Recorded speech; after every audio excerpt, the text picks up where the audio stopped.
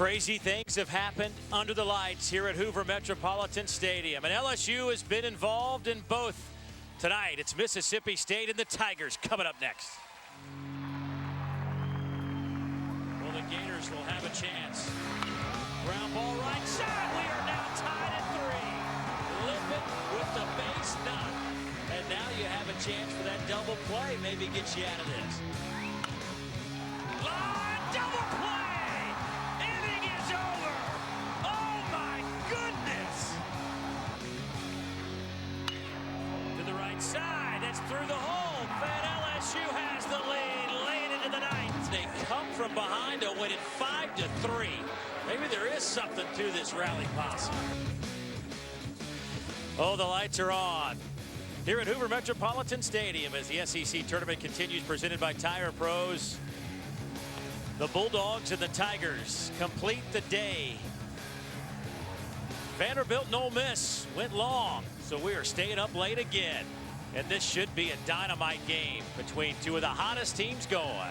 And welcome, everybody. I'm Dave Neal alongside former SEC Player of the Year, Chris Burke. So glad you could join us. And Berkey, certainly this LSU team has that mojo going. What can you say? They are certainly one of the hottest teams going, not just in this conference, but in the country, and things are going their direction. What is happening with LSU right now?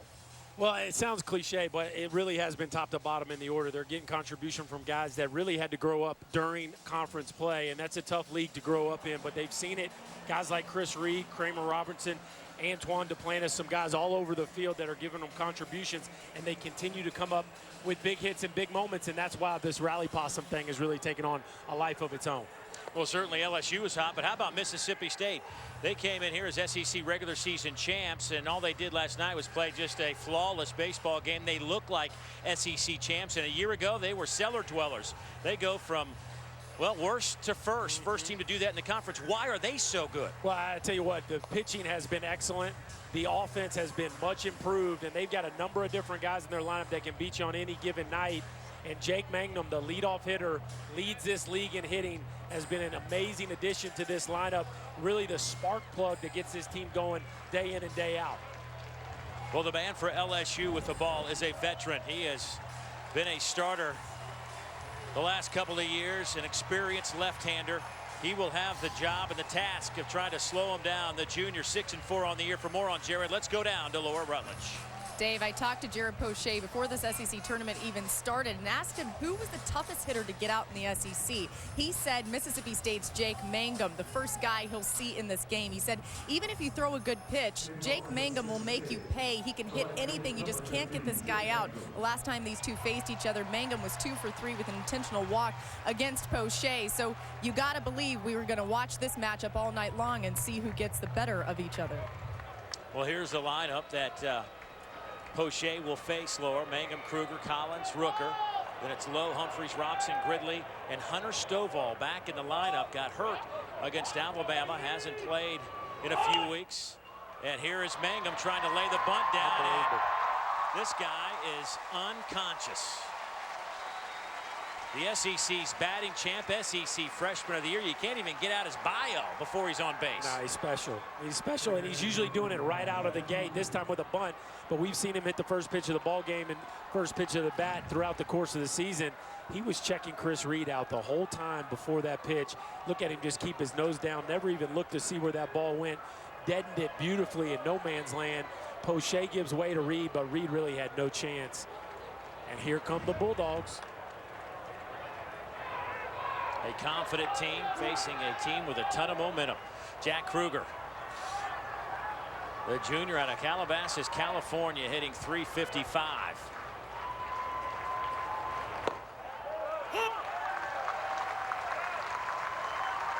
Poche on the year, 78 innings pitched, 64 strikeouts, 32 walks.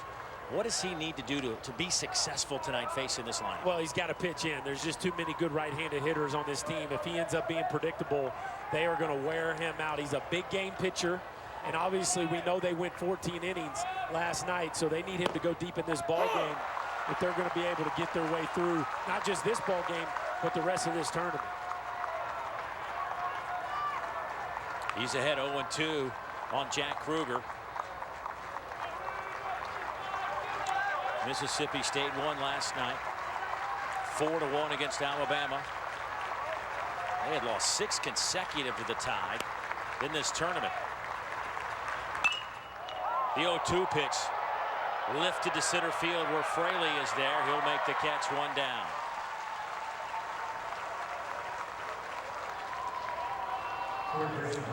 Take a look at this Tiger defense, who has had some miscues here defensively. As a matter of fact, every team has had some miscues. We're on pace for a record number of errors here in the SEC tournament. But Jordan Fraley and Duplantis in the outfield. Reed, Robertson, Freeman, and Dykeman over at their first base. Papierski for the 2nd game in a row behind the plate. Jordan Romero with the big game-winning base hit last night has been struggling both offensively and defensively. Will sit this one out again for LSU. Wouldn't be surprised if he gets an at-bat late in this ball game, though, because he is some kind of run producer. But yeah, the defense just hasn't played well enough lately to merit a start behind the dish. And Kramer Robertson, who has been really steady at shortstop, has had trouble with this infield as Gavin Collins steps in. The Bulldog third baseman. Collins hitting .316 with 10 homers. But Kramer, even the routine play has eluded Kramer here at the Met. Well, we know how fast the infield is here, and it just seems like Kramer's rushing a little bit. Last year, Alex Bregman put on a show here defensively, and we marveled at how he was always charging every ball, even balls that didn't seem like they needed to be charged. And Robertson has kind of adapted a little bit of that into his game, but it's not as easy as Bregman made it look. Certainly want your infielders to be active with their feet, but sometimes it can get you in trouble. Now it's 3-0 to Gavin Collins.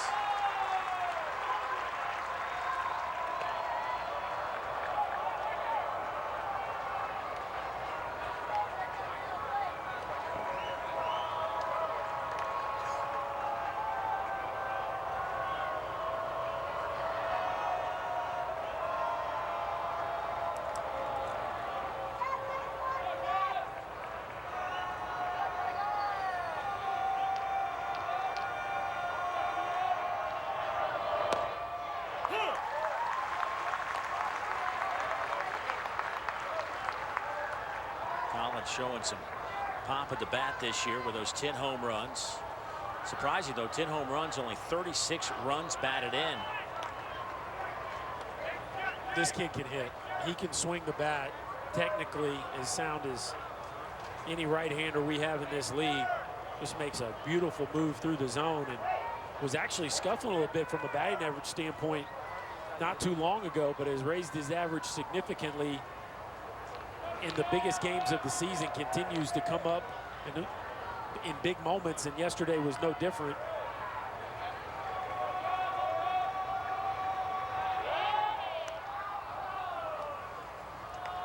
This is what Gavin Collins did last night. He got one right on the barrel. Hanging breaking ball. And this is a kid that can spin the ball to left field. We talked last game about Colby Bortles and having a hard time keeping the ball in the air, but Gavin Collins gets terrific launch on the baseball and gets great carry. And Poche can't convert the 3-1 pitch, and Collins draws the walk.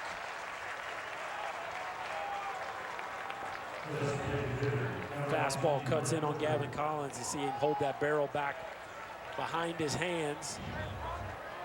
Nice call there by first base umpire Ed Newsom. Brent Rooker now, the designated hitter, will step up to the plate. Another 300 hitter for the Bulldogs. Just a sophomore out of Germantown, Tennessee, with 45 runs batted in. In the middle of that lineup with Rooker, Lowe, and Humphreys. They've been the run producers. And it sure helps when you have Mangum and Kruger getting on base as much as they do, especially Mangum at the top of that lineup. Yeah, you look at 2 through 6 in this lineup, 38, 36, 45, 47, 44 RBIs. A lot of damage being done in the middle of this Bulldog order. Of course, Mangum sets it all up. Oh, 0-2 now on Rooker. We saw Kruger get 0-2, and now Rooker 0-2. This is the 2 least amount of strikeouts in the league as we look at offense for Mississippi State this year and where they rank. Certainly one of the best groups in our league. Very productive. A lot of mature hitters. Of course, some great additions that they've added to this team that have shown up with big impacts, instant impacts. Yeah, only 22 home runs a year ago. Oh, Poche goes fastball inside. Strike 3. We hit it in the open, Dave. Just too good of a lineup. You can't be predictable. And he didn't just go in. He went in with a purpose. There was a lot of conviction there on that fastball from Jared Poche. A very good sign if you're Alan Dunn, his pitching coach. The ability to command the inner part of the plate. It's going to be a big key in this ball game for him.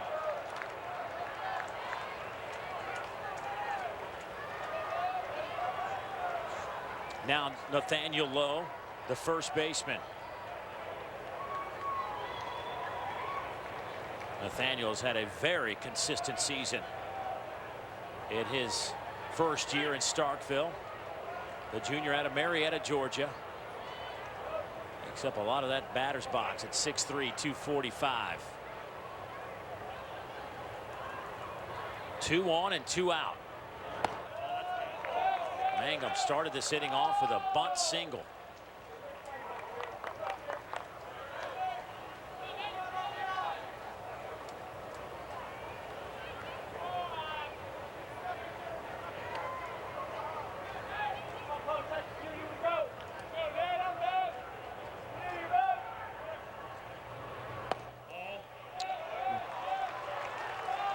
And Poche falling behind again, 2-0.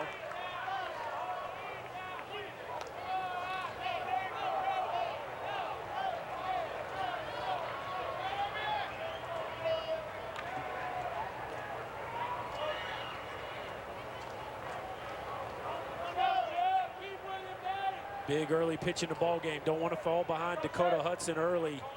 Got to make a pitch right here. 2-0 count against the all-conference, first team all-conference first baseman, Nathaniel Lowe.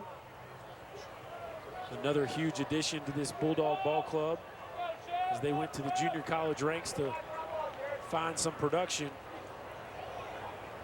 Heading the count with a couple guys on. Big opportunity. Now it's 3-0. We talk so much about Mangum, but I think overlooked and is what Nathaniel Lowe's done during this win streak. He's actually led the team in batting average during the win streak, hitting .467 with 7 doubles, couple of home runs during that streak.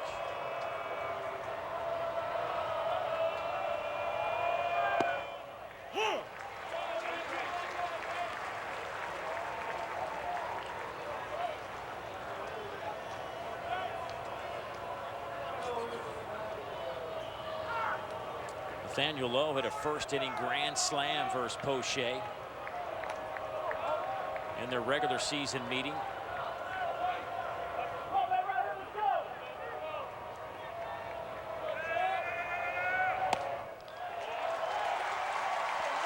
And now they're loaded.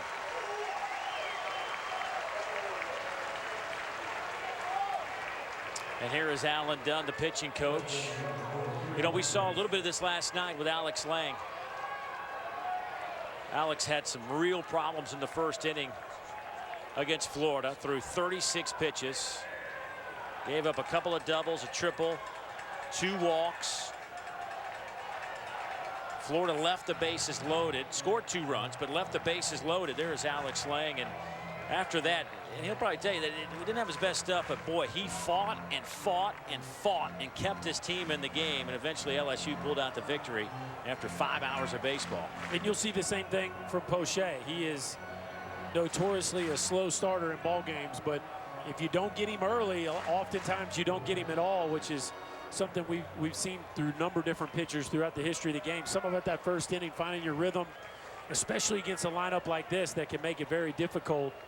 See how Alex Lang was able to rebound and end up giving them all they could possibly ask. 11 punch-outs against the Gators last night.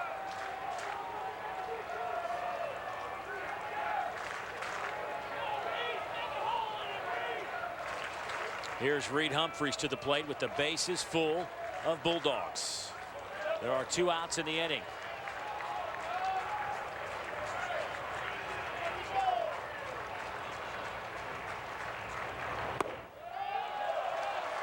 Mangum stands over at third after his bunt single. Collins was walked. He's over at second base, and Lowe just drew a walk. He stands at first. Humphreys with 5 long balls and 44 runs batted in. 15 doubles to his credit.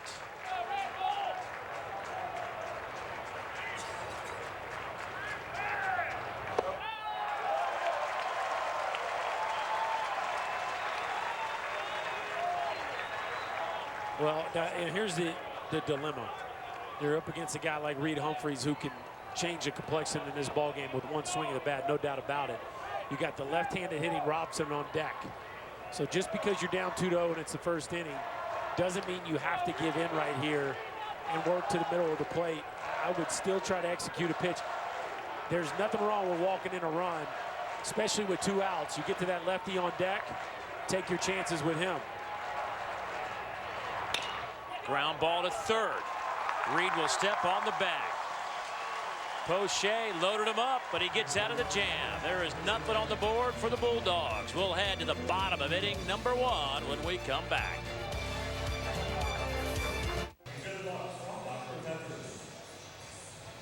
Boy, Paul Maneri and Alan Dunn having a discussion, and that's not uncommon. This is a staff that all are fiery guys. They have opinions, and it's.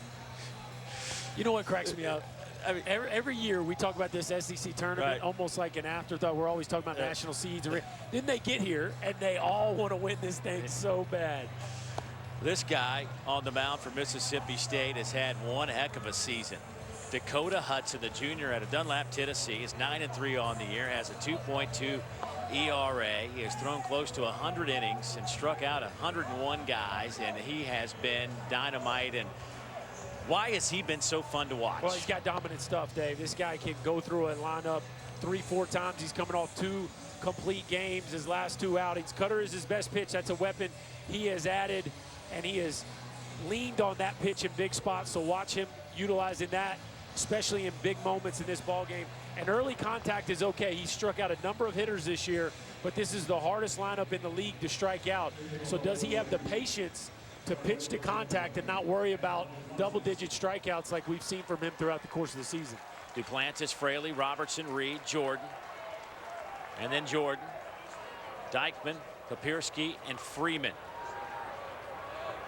This lineup struggled early last night. They've struggled early in the first 2 games. You got to get them to like the 7th inning before these guys wake up. Well, Tennessee and Florida found that out the hard way, didn't they? Overall, LSU this season, club 3rd in the conference in batting average. Duplantis at the top of the lineup, the freshman, a tremendous athlete. They have settled in with him at the top of the order and out in right field.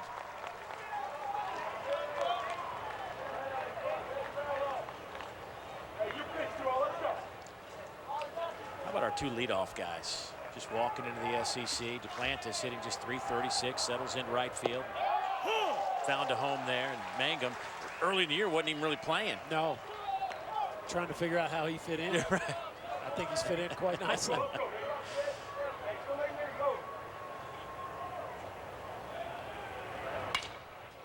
That one is into the seats, heads up. 2-2.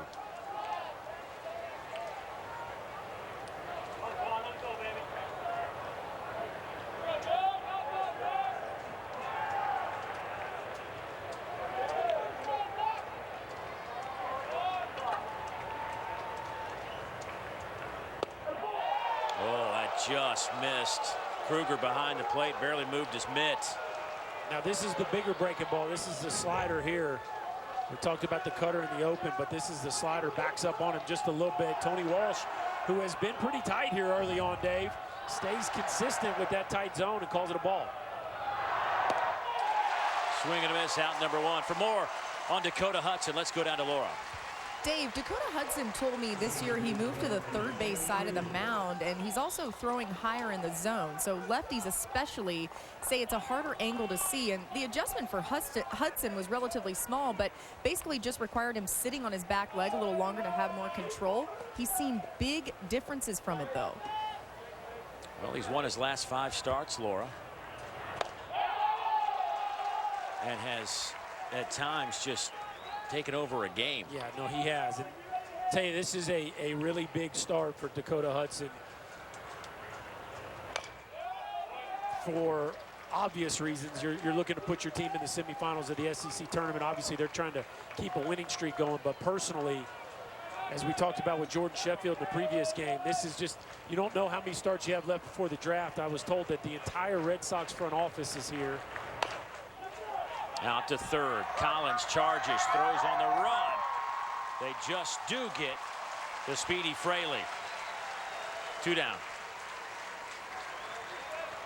These are the kinds of swings you'll see off of Hudson. Weak contact, kind of a cue ball to Collins, who separates awfully early there, but still had enough arm strength to get the speedy Fraley just in time. Boy, LSU puts a lot of pressure on a defense. So many of these lefties can fly down the line. Here's Kramer Robertson, the Tigers shortstop at 320. Game-winning base hit on Tuesday night. He looks at strike one. I'm going to go back to what you just said a second ago. The entire Red Sox front office. Little Birdie told me that. Wow. Now, I don't know if we got the executive assistant. I know what you're saying, but I know what you're saying. Like the brass is here. Right. The brass is in the building. They picked 12. So. And that's Kramer's. Now, she's not part of the Red Sox front office, but she's pretty important. Yeah. That would be Kramer's mother, Kim Mulkey. She's been on Kramer a little bit during the airs, but then she's been fully supportive when he's had those big moments as well. She is the ultra competitive type. Popped him up on the right side. Nathaniel Lowe in foul territory, inning over. A little bit easier for Dakota Hudson, but the results are the same. Zeros on the big board. We've played one.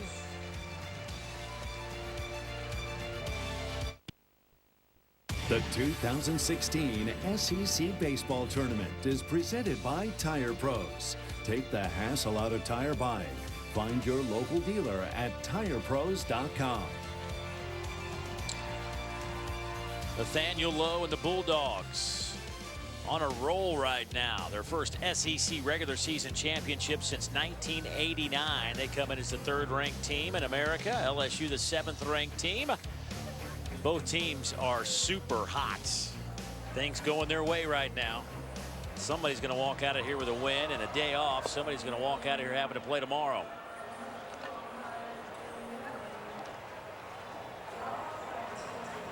Boy, what a great night. Look at this ballpark. It is filled up again. Last night, over 13,000 fans on hand. It is just a great venue. It really is. And so far, it has been a exceptional 3 days of baseball. It was a fight to figure out who the top 4 seeds. It was a fight to figure out who our champ was going to be. A fight to figure out who our division champs were going to be. A fight to see who'd be our top 4 seeds. A fight to see who would be getting here in terms of the 12 teams. Here is Jacob Robson. He'll try to bunt his way on. This time Chris Reed crashes in from third base and makes the play, 1 down. Well, Chris Reed got burned by Jake Mangum early. I think he learned his lesson. Watch here, starting on the grass and anticipating early. Maybe got caught napping a little bit. Didn't make the same mistake twice. Nice play by the freshman. Good anticipation.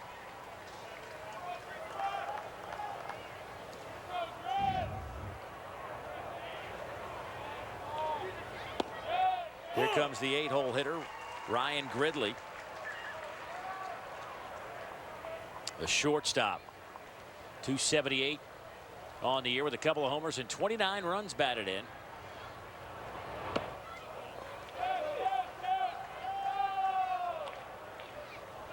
Gridley has played some solid shortstop.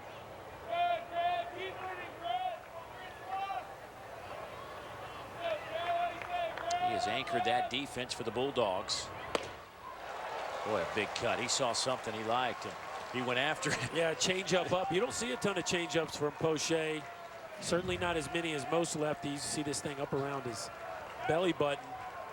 Came out of his shoes. Came up empty.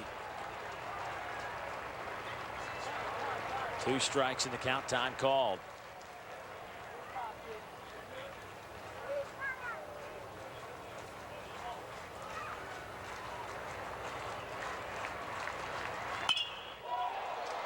Just over the glove of Connor Jones at second base.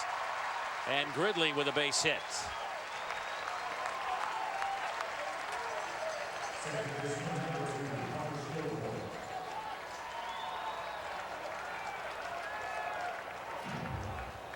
A bullet by Gridley right over the top of Cole Freeman's head.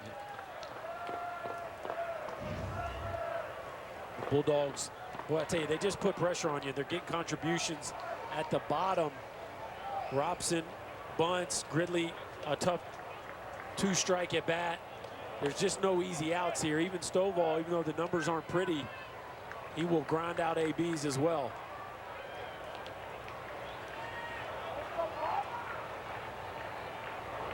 Stovall getting his first work in a while. That's fouled off his foot. He's coming off an injury. Hurt his knee in the series against Alabama in late April. He has been out since then with a knee injury, and this is his first appearance since then. He has been grinding his way back. John Holland has been playing at second base, and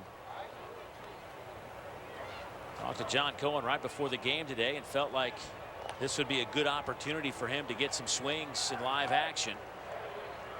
Yeah, young freshman they have high hopes for. Going to get him back out there in postseason baseball.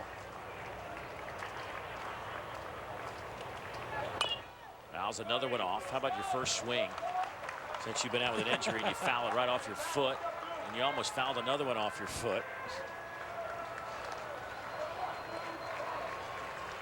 Just 1 error on the season for Hunter Stovall. And it's not just that he's reliable, he can take hits away as well. Extremely quick, very good range.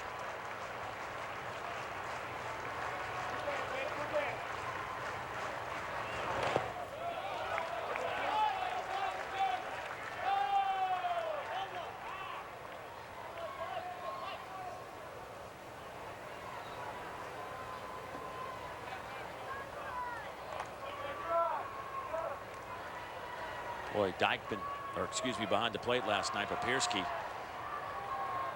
caught almost the entire game, took a bunch of foul balls off the unprotected areas, hung in there. But here is Stovall with a base hit to the left side. Welcome back, Hunter. And now the lineup flips with 2 on and 1 out. And this is the bottom, Dave, and it just, there's not much swing and miss in this lineup. They're kids who know who they are, and they understand how to let the ball travel. And with 2 strikes, you got to make a better pitch than that if you're Jared Poche. A hanging breaking ball. You got a hitter in Hunter Stovall not trying to do too much, and now Mangum comes up with a couple guys on. Alan Dunn not too pleased about that.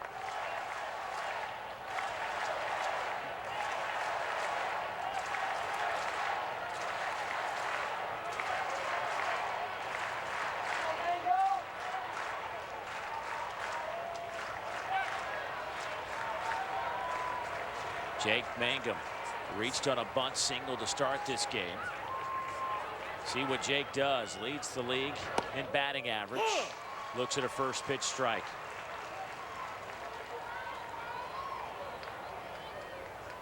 What makes him such a tough out? He can handle any pitch. And the other thing is he's swinging. And, you know, we see him take a strike there, but he appears to be on a number of different pitches in almost any count. You see some guys do that, like Hunter Stovall right there with 2 strikes is on a breaking ball. But Mangum will go up there and do that on the first pitch. So it's tough to steal a strike against him because he just covers so many pitches.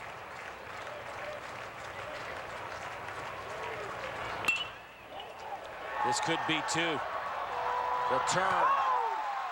Got him at first. Robertson to Freeman. Over to Dykeman.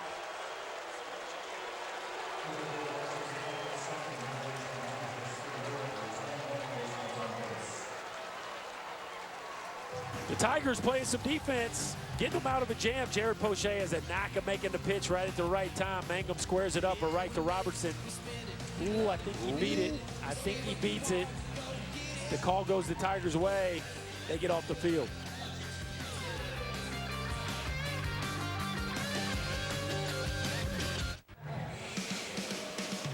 And welcome back to the SEC Baseball Tournament presented by Tire Pros. Bulldogs and Tigers. Dave Neal, Chris Burke, Laura Rutledge. Bottom of the second coming up on a gorgeous night here in Hoover, Alabama, just outside of Birmingham. As we continue with the SEC Baseball Tournament. And yes, the Rally Possum is alive and well. We played deep into the night last night.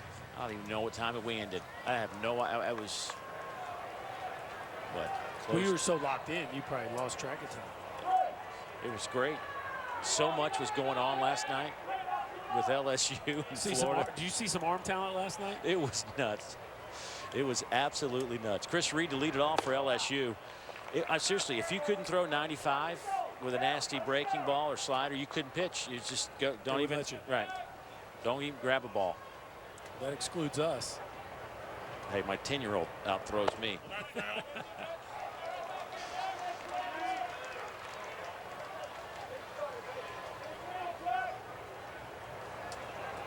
Reed was a big factor in keeping LSU alive last night. Florida looked like they were about to wrap things up. 2-1 to count now on Reed.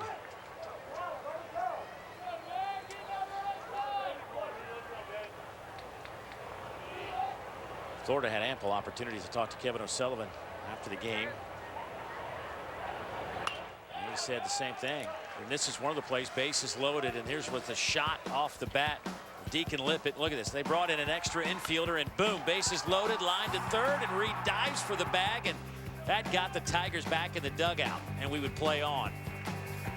Against the shift, because 4 of the 5 infielders were almost middle to the right, but exactly in the right position was Chris Reed as Dakota Hudson keeps it rolling. For more on that, let's go down to Laura. So I asked Paul Maneri why he decided to do that, and he said really it was because it was a do-or-die situation and they were in desperation mode. But he said he really wanted to change the eyes of the hitters. Remember, it was Nelson Maldonado and then Deacon Lippett, and Maldonado did exactly what Maneri wanted to happen when he put the ball in the air. He said that was what he was trying to do and make them think that they need to put it in the air to get it over the heads of the infielders. And then Deacon Lippett just, they said, look, we got some luck right there, according to Maneri, when he was able to send that ball over to third base. But it was really to change the eyes of the hitters and to just give them a different look, and like I said, desperation. I was in the 11th inning, the bottom of the 11th. There were 2 outfielders. Looking at 2 outfielders in this big outfield was kind of crazy to see. Bryce Jordan behind 0-2 to Dakota Hudson. I mean, there was just so much going on last night. I like it, the mind games. Yeah. Mess with the mind, like it's not hard enough to hit. Then you got to start messing with our minds even more.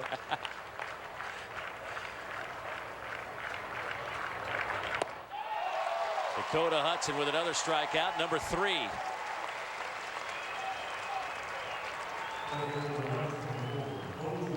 This is the cut fastball. 93 miles an hour on that cutter is what we had here in house. Now, I haven't seen the cutter up in the low 90s, but certainly Mr. Jordan didn't see it very well, and you think you could get that kind of depth and that kind of movement on a pitch at that velocity. I think we're seeing the high end of Dakota Hudson stuff here early in this ball game.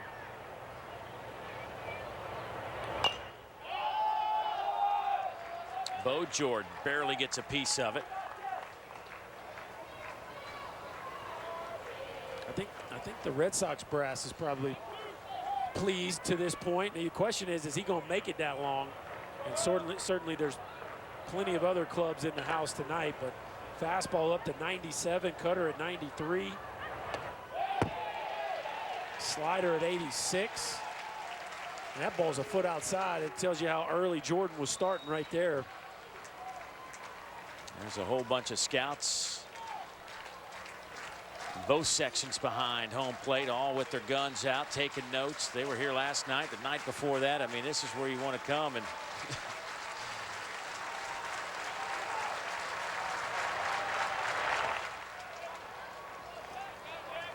Jackie Bradley Jr., by the way, former South Carolina Gamecock, now with the Red Sox. Speaking of the Red Sox, had his hit streak ended tonight. Did he? 29 games. He was rolling, wasn't he? It's too bad. What a streak.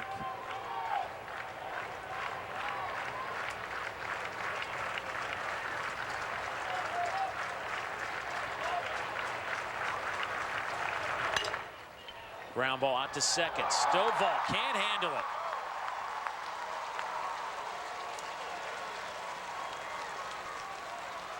I can't figure this out. We're talking about some of the best defenses in the country coming into this tournament, and they just cannot handle this infield. And Jonah Bride came in from South Carolina with only 1 error and made 2 in this tournament. Now, Hunter Stovall comes in, he gets caught in between. Do I want a forehand? Do I want a backhand? Do I want to get around it? And he turns that glove back too late, where he was set up for a backhand, second-guessed himself. That's the kind of stuff that happens when you haven't been out there. That's Russ showing up in a big way right there. Now it's Greg Dykman. Well, they're going to score that a hit. No. I refuse to put hit down in my book. And I bet if you walked out there and asked Hunter Stovall if he should have made that play. I bet if you ask Hunter's mom, she would call that an error. That's an E4. Well, as it stands now, first hit of the night for LSU.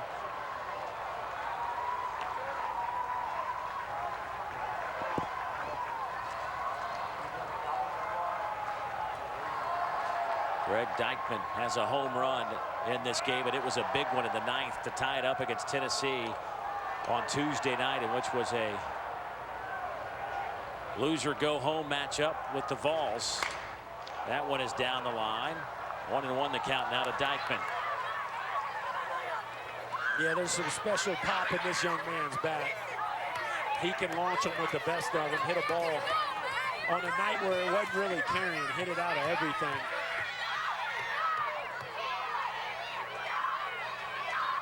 Exactly the right time for the Tigers as they were down to their last inning against the Vols.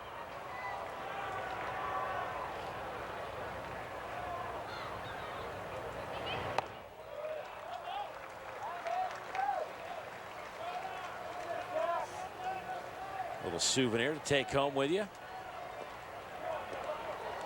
I got to find out how many baseballs they go through here at this tournament. I found out a couple years ago. I totally forgot, but I bet it is a ton of baseballs.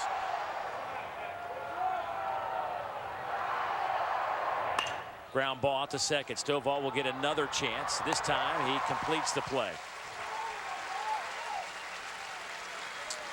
Dakota Hudson looking pretty sharp here through the first 2 innings. Yeah, the hardest team to punch out in the league is the LSU Tigers, but you wouldn't know it by watching the first couple innings. Dakota Hudson with swing and miss stuff tonight. A fastball at the top, some breaking balls at the bottom. Nasty stuff from Hudson.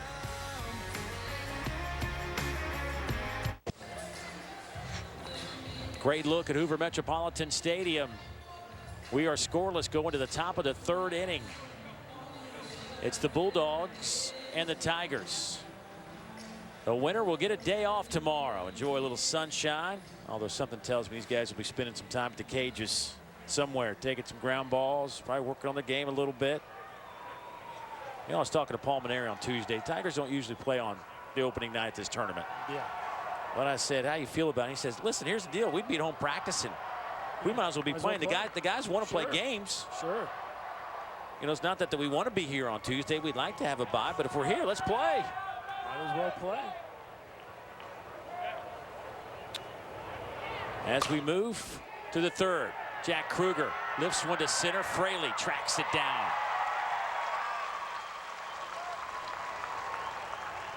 One pitch, one out for Jared Poche and the LSU Tigers. 3 really tough at-bats in a row here for Poche. You got to run through Kruger, Collins, and Rooker. 3 very talented right-handed hitters.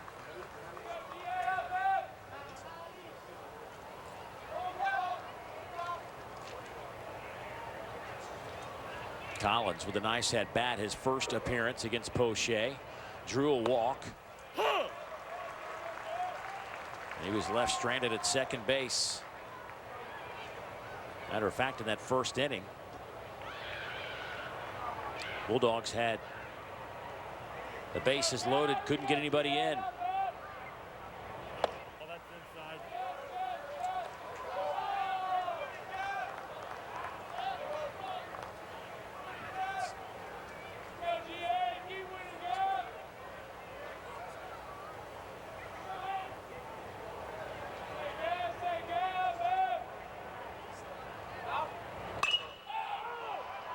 High in the air. Freeman. Kind of gave you a look like you didn't see it there for a second. He's not showing any effects of it after he caught it, but there was a bit of a.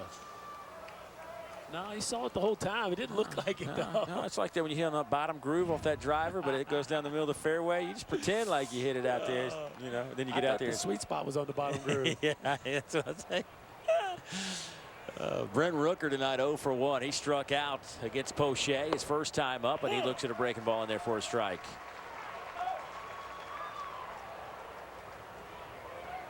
Here comes Jared Poche just settling in. I was thinking the same thing.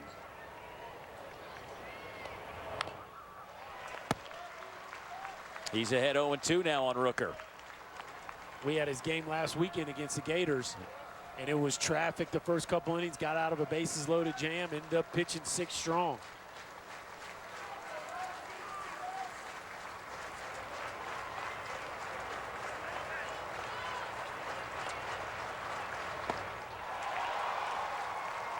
And there's the strikeout. Jared completely different than he was in the opening frame. He has settled in nicely. Scoreless here at the Met.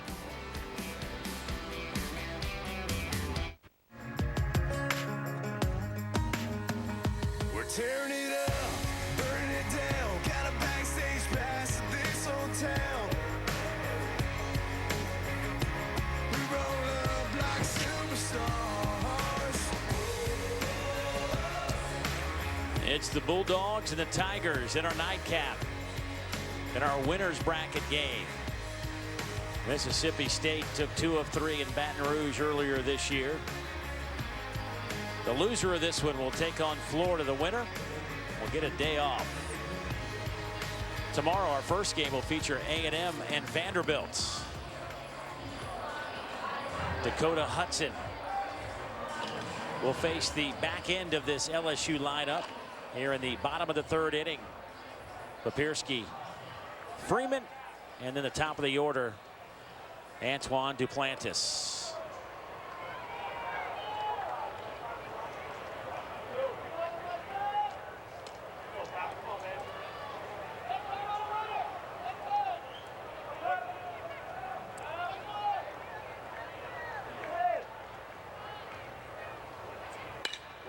First pitch out to second.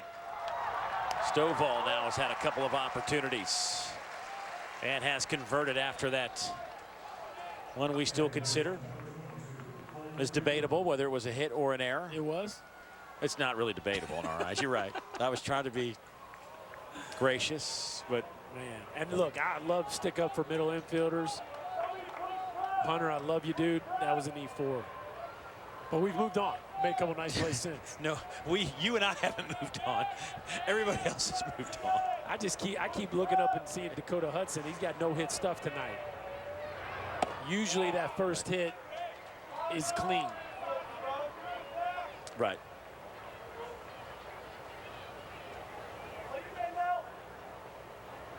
Freeman. He looks at a strike.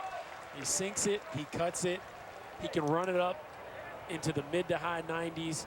Got a bigger breaking ball as well. Boy, pretty polished arsenal from Hudson. Now there's your clean base hit. There you go. Now I can get over it. Right, now we move on. It's over. Right. You know, Cole Freeman has been on a very nice run in the second half of the season, but I'm amazed at how many pitches he still sees in the middle part of the plate. Pretty much a dead red pull hitter. And I just feel like the only way to get him out right now, as well as he's swinging the bat, is you got to live away. A hanging breaking ball middle in that he shoots through the 6-hole, and LSU's fastest base runner reaches here in the third.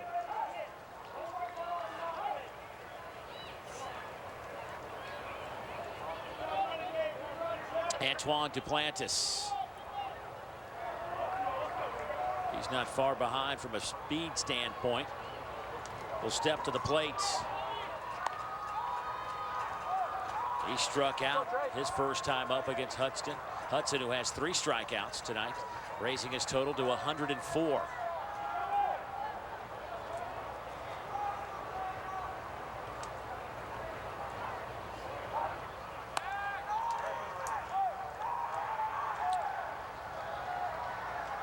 Freeman, 24 stolen bases on the year. He's been caught 9 times. You surprised he's been thrown out 9 times with his speed? My guess is a handful of those are pickoffs. Yeah. Because there's a base hit by Duplantis, and Freeman will stop at second, and wisely.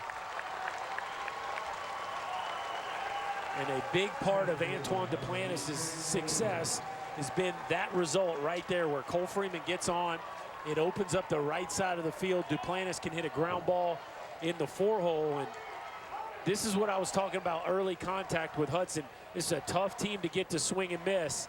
And even though he came out with 3 quick punch outs, this is the kind of LSU that we expect, putting the ball in play and trying to force the issue on the base pass. Back-to-back base hits, and you have a team meeting. Doesn't take long for Wes Johnson to head out to the mound. Yeah, and anything's in play here. Paul Maneri, for me, is the best hit and run guy in the league. Just has a tremendous feel for putting runners in motion, what pitch to pick, the scenario that fits best. And obviously he's got a number of different options with this lineup, but don't be surprised if I've seen him do it before, a double steal hit and run type of scenario right here, because Hudson's a strike thrower. And he knows Fraley can put the ball on the ground.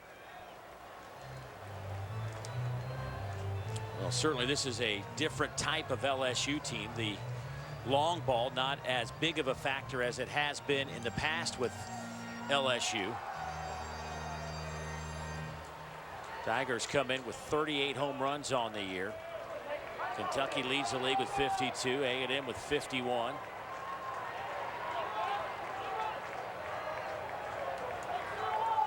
Producing runs different ways this year for LSU. 3 hits apiece.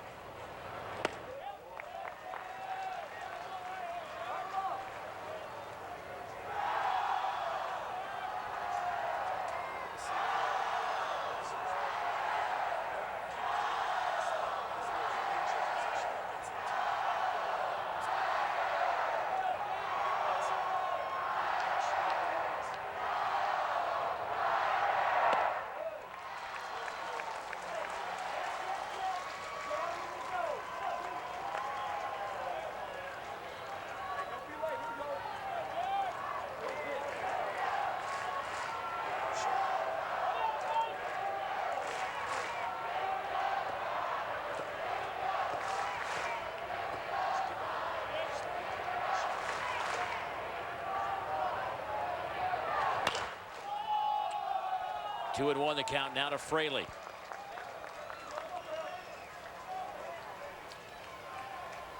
Look at the difference from last year, which was a senior veteran club, to this young group of Tigers.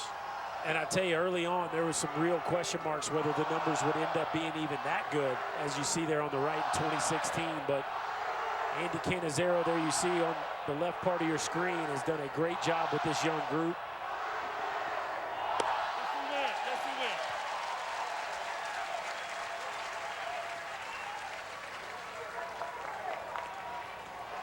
Boy, Andy is not afraid to get his guys together 3-4 times a game in a huddle, lecture them what he expects from them. Was a great college player at Tulane. Part of that World Series team in 2001, had a nice pro career as well.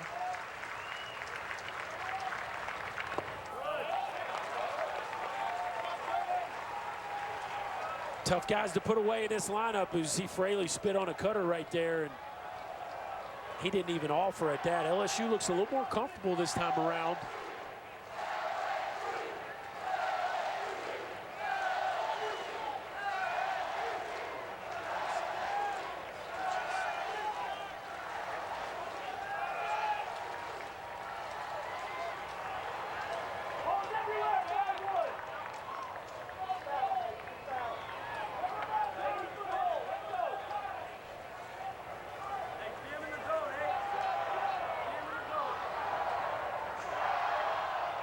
Fraley trying to get it back on track after having that 17-game hit streak snapped against Tennessee. And he will put this one through the right side. First run of the game comes in to score. So Cole Freeman, after his base hit, comes in to score, and Fraley picks up his 31st RBI of the year. You just knew they were going to do it at some point, Dave.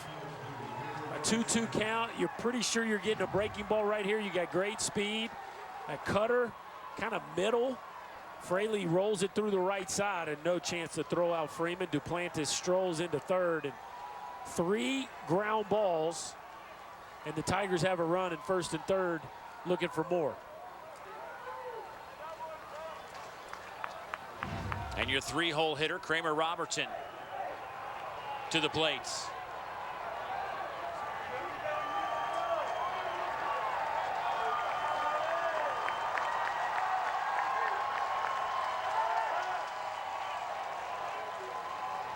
Yeah, this is a little bit what LSU did. Now, obviously, we're not that far down the line yet, but a ton of ground ball base hits against Dakota Hudson the last time they squared up in the regular season.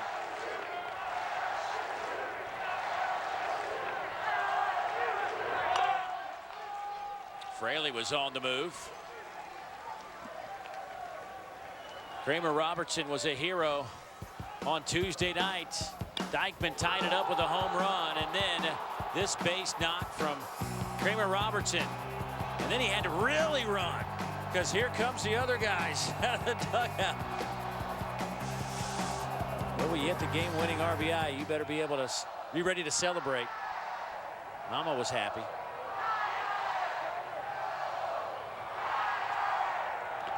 He's been the guy, and the numbers don't jump off the sheet at you, but this is a kid who had a game-winning hit at Tennessee. Then he had a game-winning hit last weekend against Florida, had the walk-off winner on Tuesday night. Has been very clutch for this Tiger team. That was foul tipped at the plate. A little hit-and-run action with first and third right there, and Kramer Robertson protecting his guy, but didn't need to. That breaking ball was destined to bounce, and Fraley would have stolen it without a play. See, he's upset, but if it was a true hit and run, then he had no choice. But looks like maybe it wasn't. Maybe it might have just been a straight steal that he chose to swing at. Well, if you win on that 0-2, do you go try it again? Well, you know, you got to be careful running 0-2 because it's a great time to pitch out. So, you know, this far ahead in the count, you'll see a lot of people, they could even go back-to-back pitch outs on 0-2 because you're still at 2-2 at that point. So, little cat and mouse game here between the two staffs.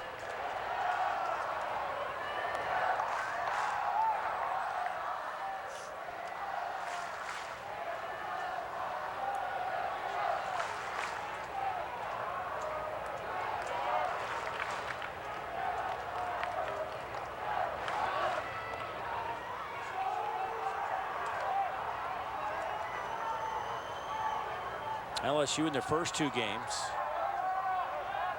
Took them a while to get cranked up, putting runs on the board. Got the rally possum going early tonight.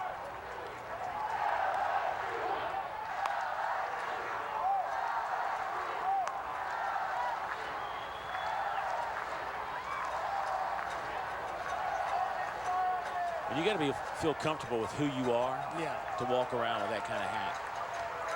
It's a good look, man. If you're a Tiger, if you're a Bayou Bengal, that is a good look right there. They get the strikeout of Robertson on the 0-2 pitch. He lets it go right by him. But Fraley takes off. He winds up at second base. A little front door breaking ball here. Freezes Kramer Robertson, and that's why it's so hard to be a hitter. That's not even the pitch he's trying to make. Kruger set up away, and ball backs up on Dakota Hudson, but sometimes even mistakes when you got stuff this good can lock a hitter up. Chris Reed fouls it back, and now Hudson ahead 0-1.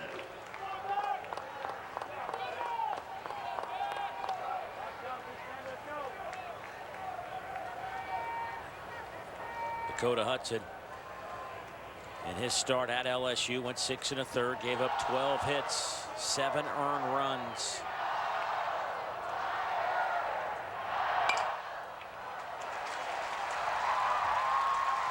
That'll do it.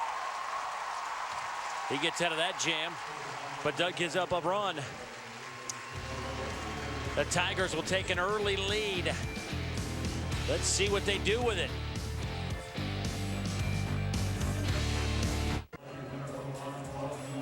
We're back in Hoover with LSU head coach Paul Mainieri. And coach, a lot of ground ball hits against Dakota Hudson, something your hitters were able to do the last time you saw him too. What types of adjustments are they making? Well, I mean, there's no secret what he does. Although he's throwing more curveballs than he did the last time we faced him. He lived with his cutter last time. Now he's using his curveball more to get ahead of the count and then trying to put us with his cutter. You know, we're just trying to hang in there and stay with it and put the ball in play. We had some really good at-bats that inning. Unfortunately, we're 1 at-bat short of having a really good inning. Jared Poche handling this Mississippi State lineup that puts so much pressure on you. How do you think he's doing it so far? Oh, I think he's doing well. You know, he had to work around a pretty tight strike zone, I thought, in that first inning, but he pitched out of it. And then the second inning, you know, he got a big double play.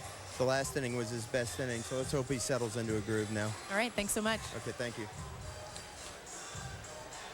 Paul Mainieri said last night at about the same time after Alex Lang was kind of scuffling a little bit, he says, I think if we can get through this, Alex Lang will settle in and maybe we can get to Florida. And, well, things kind of came true. Now Poche has a 1-0 lead. Nathaniel Lowe will step in.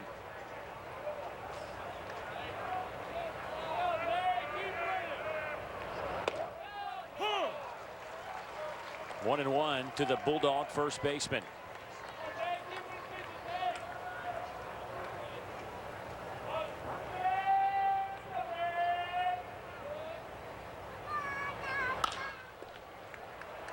Out to second. Nice play out there by Cole Freeman. First out is recorded. That'll take us to Reed Humphreys.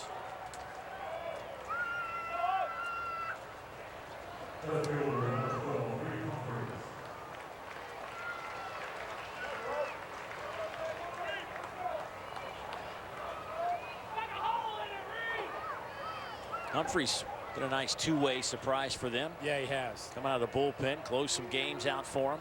Throwing gas. And this was a young man that really couldn't pitch for him last year, coming off an arm injury. Sends that one down the right field line. Long run for Duplantis, and he gets to the line in a hurry. Nice to have a little bit of speed. Yeah. Although I wouldn't know, but looks like it'd be nice. Each night at midnight through the third round of the SEC baseball tournament. SEC Now will come to you live from here at the Hoover Met in Hoover, Alabama for a wrap-up of the day's games. Our all-star team will provide you all the highlights, analysis, and interviews. And as always, SEC Now is streaming live on Watch ESPN and on the ESPN app. Remember a day we were out and about, you and KP had a little foot race. Yeah, how'd that? I'm just trying to remember. How'd that go? Remember that time? The only person missing that I wish was there was Dari. We saw Dari out there working. I just wish Dari was there to witness that exhibition of speed. Dari, I wish you'd have seen it, buddy. He's locked in right now. Yeah. A foot race between my man KP and Chris Bird, folks. It was one for the ages. KP, didn't KP race a youngster in the neighborhood just recently and went down with a shoulder injury? Yeah, he needs to stop racing people. Jacob Robson, 1-1 to the Bulldogs center fielder.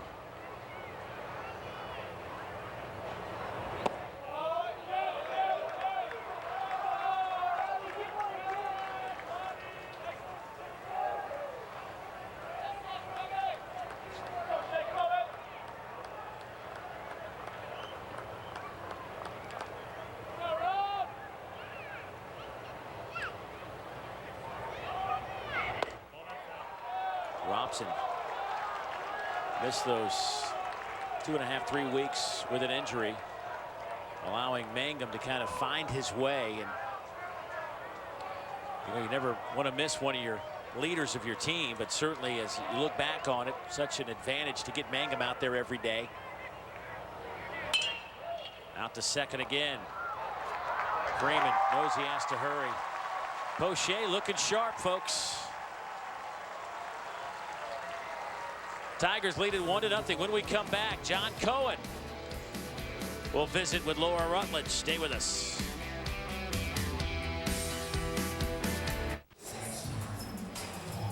Mississippi State head coach John Cohen joining us. And coach, they did get one run across, but what are your thoughts on Dakota Hudson so far? Well, Dakota's been great. He's given up some ground ball base hits, which is normal for him. You know, we just needed to inside a little bit and not give them a running start from second base in that inning. But for the most part, Dakota's throwing strikes, and if he can keep getting ground balls, we're going to be all right. Your lineup likes to be aggressive. How can they get more going against Poche? Yeah, he's done a nice job mixing his pitches. So, you know, we got to get some advantage counts, and when he makes a mistake, we got to win that pitch. All right, thanks so much. Dave? Thank you, Laura. You're looking at the SEC Coach of the Year. They picked up their regular season championship this year. Had to wait until the final day of the regular season to do so, but what a celebration over at Dudy Noble. Last championship was in 1989. Bryce Jordan with a base hit to the left side, had just enough on it to get it past Gridley at shortstop. Well, this is bizarre positioning here from Gridley. Look how shallow he is here as this ball is hit. And against the slow-running Bryce Jordan, Ryan Gridley gives up a ground ball base hit because he's playing so shallow. Bizarre with nobody on it and a slow runner up to bat.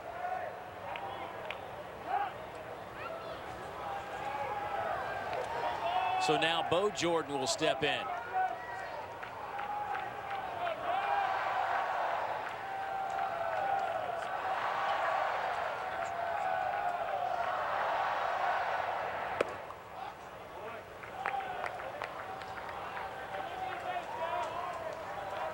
You play a little small ball here and just try to push one across in the bottom of the fourth. I know you're kind of hemming and hawing over. I mean, to me, the Jordan brothers are a couple of the guys that you can actually leave the yard with. Now,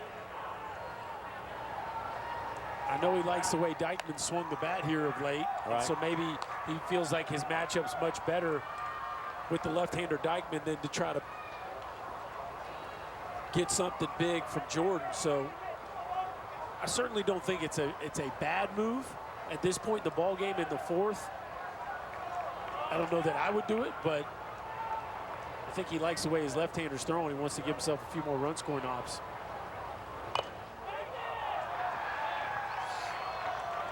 Bo Jordan probably hasn't been asked to bunt a whole lot in his baseball career. You know who I loved watching bunt last night? Hopefully you saw a little bit of that, but Mike Rivera. He just, when he's asked to bunt, boy, he No gets problem. out there and he just. Yeah, with ease. Yeah. Florida's catcher. One sacrifice this year for Bo Jordan. That's a nice job by Bo, and it's mishandled. Safe at first.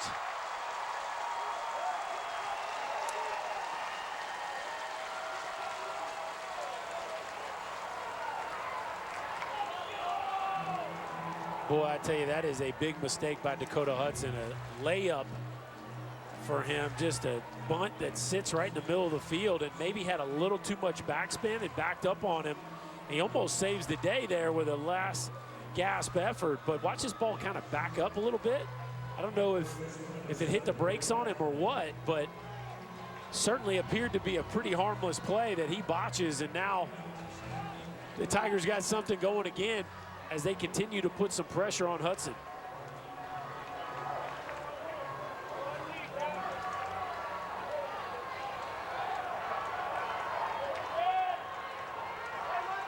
So now 2 on and nobody out for Greg Dykeman.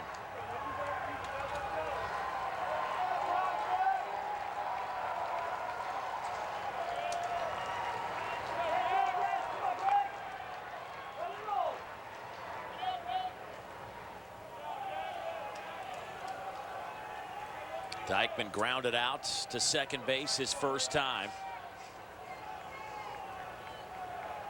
Dykeman with those 7 home runs.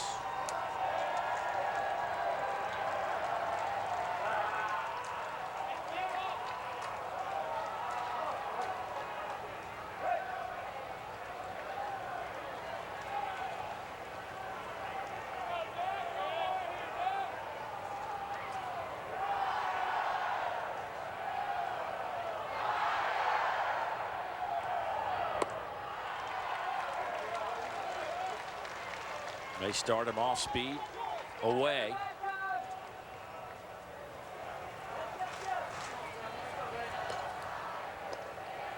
Backdoor breaking ball. We've seen that a few times from the big breaking ball. Just kind of backs up on him. Doesn't look like it's by design. Now in a plus count, I got to believe Dykeman's swinging the bat. He keeps going to that inside move, but you know, there's a difference between a quality inside move and just turning straight to second base. You're not really gaining any information there.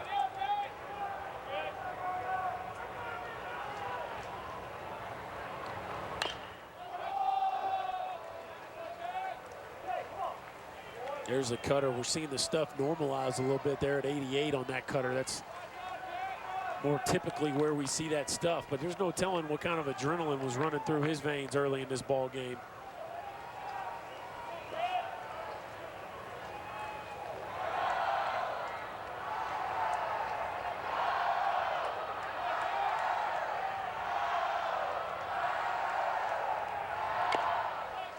Two strikes now.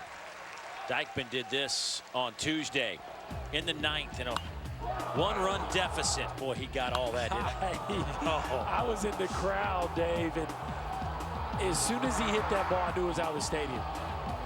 And Brody Leffridge gave chase, but there was no reason. That ball was way gone.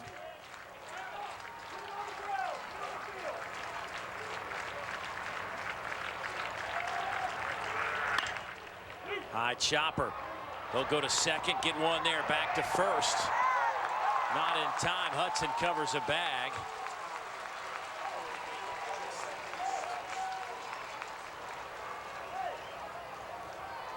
Runners at the corners now. 1 out. Good footwork here from Nathaniel Lowe. Watch him start to turn his body before he even catches that ball. Sets himself up to make an easy throw to second base. A lot of times you'll see first baseman catch the ball and then try to 360. He started to turn before he even caught that baseball. Effortless transition there from Lowe.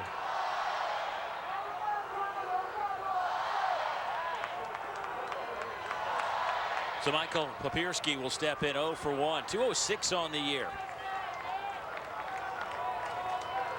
Back-to-back starts behind the plate for Michael.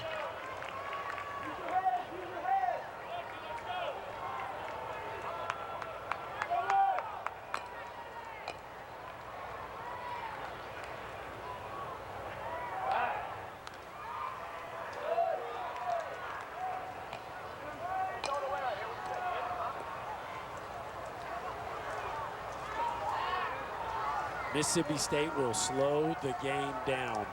That is a John Cohen staple. You get runners on base, they will slow it down.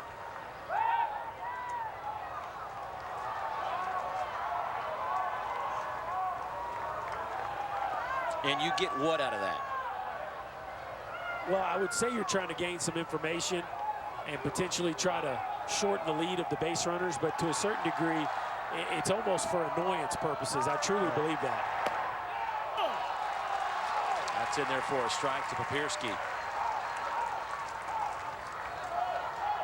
I mean, just kind of get you mentally off your game. Yeah, I think he's doing it, we heard from Paul Maneri. He said he brought in a fifth infielder last night just to mess with the mind of the hitter. And I think John Cohen, when you start to get a rally and you start to get traffic on the base pass, he wants to slow it down. He wants to let you know how aware he is of what you might do and maybe get you second guessing some of your normal strategy.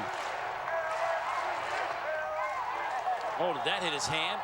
Papierski bouncing around. He squared up to bunt.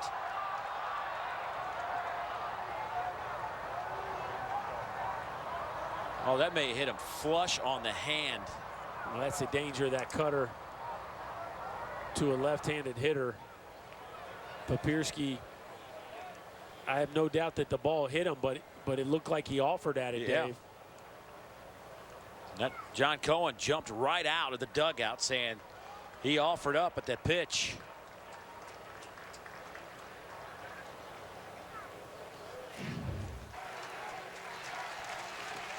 Foul ball right here. Right here, guys. Tell you, I don't know if it was a foul ball, Dave. It definitely is a strike, but I didn't hear it hit the bat.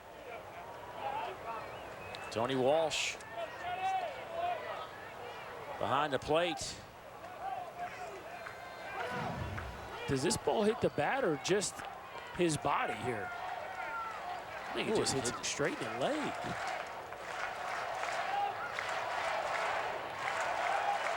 No, I think he missed it. Did he tip the bottom? Did he tip the top? It's hard to see. Yeah. Boy, it's hard to see.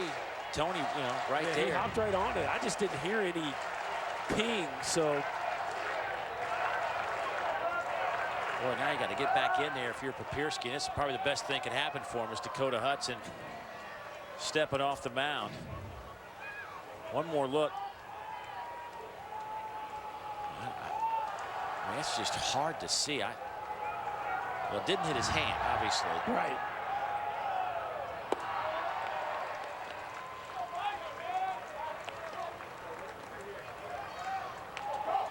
That's a guy that hadn't bunted a whole lot, apparently. No. And I like the pitch call, though. If you throw that cutter, the difficult pitch to bunt, especially when it's borne in on your hands. Jordan's over at third. Dykeman's over at first. Now it's 2-2. There is Bryce, who started the inning with a single. I think you go here. 1-2 pitch out. I don't think they're going to double up in a 2-2 count. I think you send Dykeman here if you're Paul Maneri. Lifts it to center. Drops it on the run. This will be deep enough to get the run home, and the Tigers will lead it 2-0. Papierski with the RBI, his 16th of the year. You know, Dave, overused term in our game is shorten up. Hey, guys, sometimes we got to shorten up and move the baseball, right? We hear that a lot as coach speak. Well, this is an example of what it looks like to shorten up. Watch how short this pass is. Just a little abbreviated finish, almost no lower half, and just move the baseball. Give us a chance to score a run. A very good situational at bat from Papirski as the Tigers add to their lead.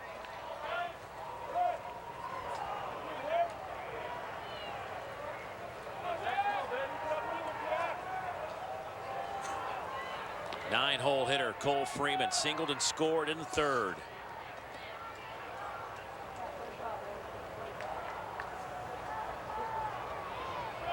Two down in the inning.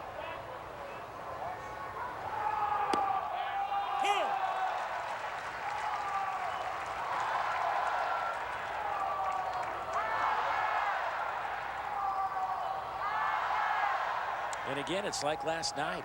It's, you know, last night Florida had the bases loaded. They played at 2, but had a chance for a really big inning and couldn't get more than 2. Bulldogs had an opportunity, bases loaded in the first, couldn't get any across on Poche, and now they're behind 2-0 here, and Jared's looking pretty sharp on the hill. 2-0 count. Yeah. Bases loaded, 2-0 count with Reed Humphreys, and since then it's been all Tigers.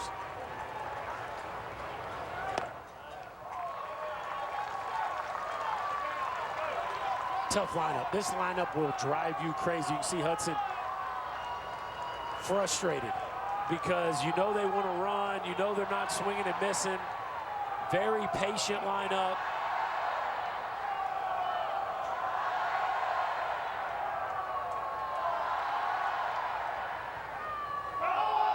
Runner goes out to short. Gridley airmails it.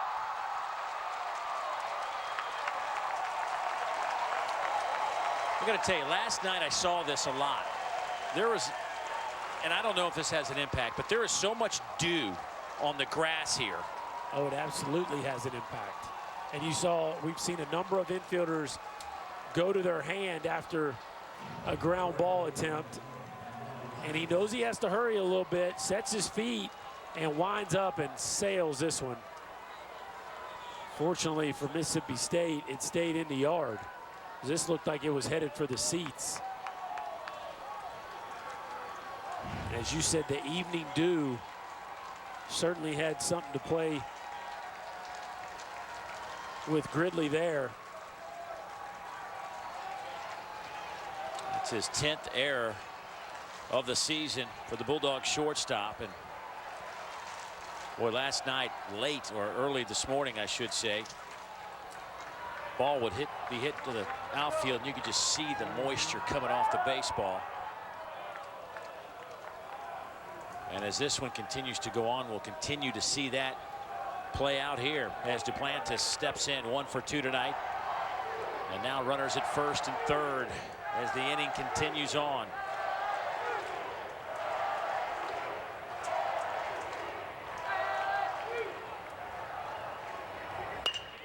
To center field. That'll get another run home.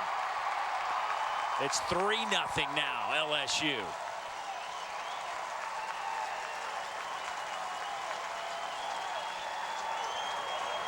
They will drive you crazy, and if you make a mistake, they will make you pay. Gridley's there leads to another run scoring opportunity, and it's just a lineup full of guys that do not try to do too much. Duplantis, short little stroke and a bullet right back up the middle on a fastball right in the middle of the plate. The Tigers, man, they got it locked in right now.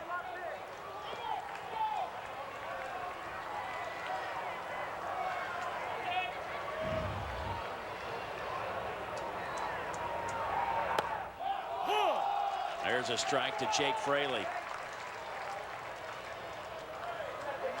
Mississippi State has won 12 in a row.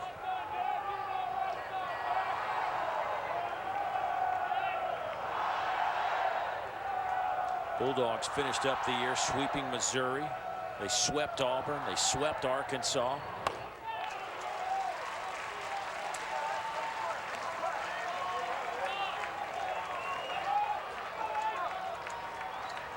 But tonight their hands are full with these LSU Tigers.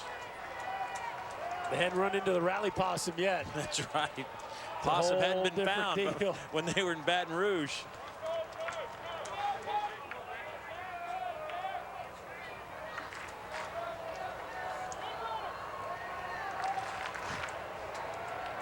I mean, that's just solid right there. Oh, Come that's on. Beautiful.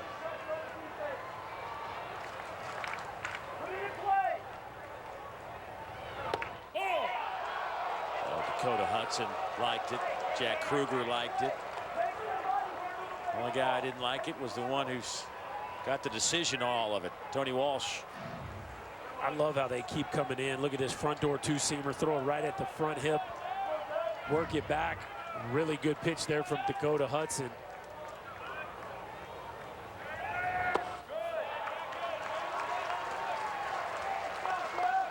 I tell you what, man, there's been some curious takes by these Tiger hitters, because you get a front door two-seamer off your hip, and then he throws an 88-mile-an-hour cutter right at your back foot, and Fraley doesn't even offer.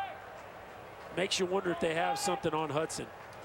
Some of these takes are a little too comfortable.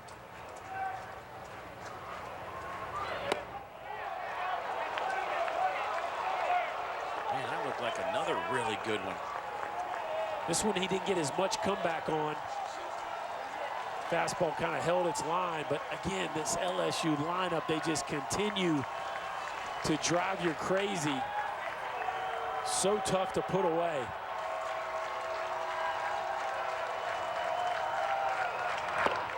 Swing and a miss. Dakota Hudson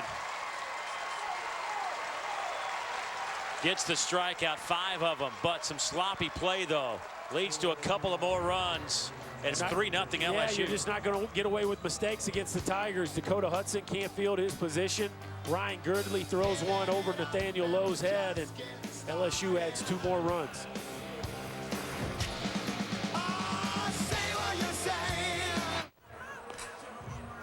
We're back in Hoover, and we've seen some sloppy defensive play throughout this tournament. One of the things that people are talking about is the grass being a little bit wet, and especially later on in the evening. It's something that's affected a few of these defenders. I felt the grass myself. It is a little bit wet right now. And another thing, too, to think about, guys, the lower seams on the new baseball makes it a little harder to grip when it's wet. It's a great point. That is a great point by Laura Rutledge. You would think that she was married to a pro ball player. Yeah, like she knows what she's talking about. Right, something like she's got some baseball knowledge. That's why she's here. She is on top of it. And one thing you got to learn about infielders, it's not our fault. There's the seams. That's why, you know, bad hops. Laura has been awesome. She's heard it all. She has been awesome. She should have been a player, as a matter of fact. Speaking of awesome, Kramer Robertson can't make the throw, and Gridley is safe at first. Nice stab by Kramer just to knock it down. Range. This ball gets up the middle in a hurry, but Kramer Robertson with tremendous reaction to that baseball, but just can't finish it. Gridley runs too well anyway, but look at him get to his feet. Throw just a touch up the line. Good job by Dykeman to come off and catch that baseball, but Robertson showing you some range. Now it's Hunter Stovall, the 9-hole hitter. Don't you think Laura would have been a great ball player? Oh, no doubt about it. High baseball IQ. What position do you think she'd have played? I got her maybe like center field. Yeah, that's what I was thinking too. Would she have been on your all-hair team? You better answer that one carefully. You better answer that one carefully. Like, no, obviously, KP and I are just watching a little ball down here, aren't we? How are we doing? Who are we talking to? I set him up in a bad way there, guys. Yeah, I know. Well, obviously, KP would never be on the Chris Burke all-hair team. No. No. No.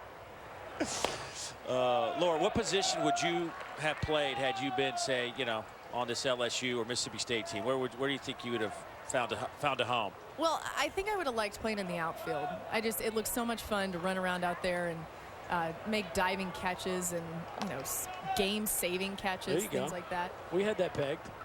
Oh, I was talking to KP. I didn't even know you guys said that. Oh, okay. That's great. Yeah. See? KP, look at KP waving to his fans. I think he's on the all-hair team. Yeah. Throw that out there. Oh, my goodness. It's a bad all-hair team. Tell you what, this Mississippi State club right now, though, they better find a way to get some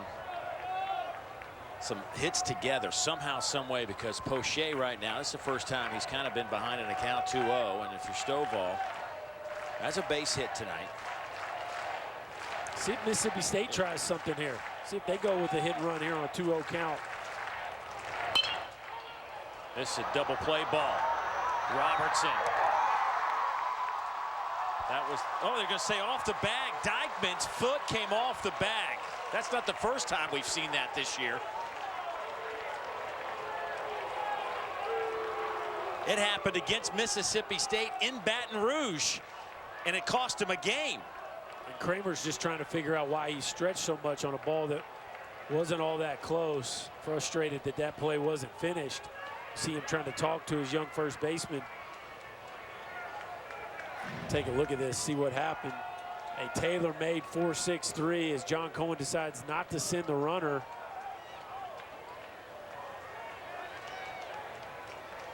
And it looks like the foot turns to the side right there, yeah. Now, is the side of his foot on the inside of it? Dykeman didn't put up much of an argument. Unless we... Ed Newsome is staring right at I mean, you're right. I don't know how you, if you're Ed Newsome, I don't know how you missed. I mean, that's, you can't get a better look at it. No.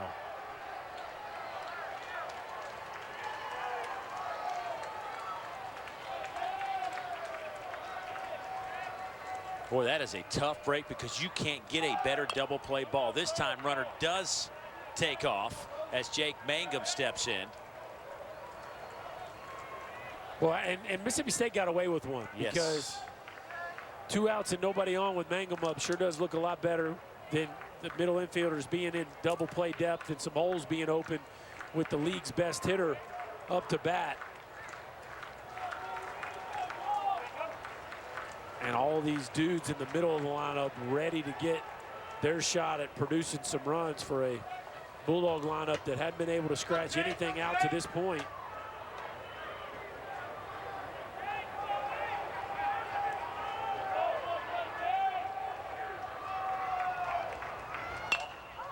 Lifted in the air to right. Duplantis on the run. That'll be the second out of the inning, and the Tigers should be sitting in the dugout about now. Instead, here's a chance for Jack Kruger to keep it alive.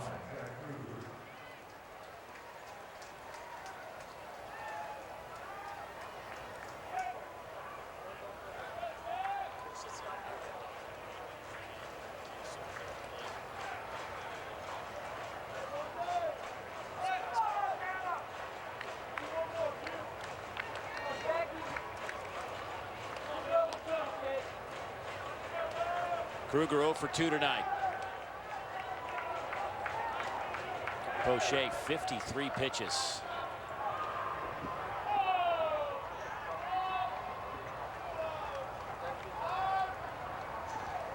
He's at 53 pitches, and remember, he threw 20 in the first inning. We've seen this story play out many a times in Jared Poche's career. He usually gives you a chance early, and if you don't get him, he seems to be able to right the ship and find a groove. Out to second. Had to throw an extra pitch after the botched double play attempt, but Poche just cruising along. He's been spotted a 3-run lead.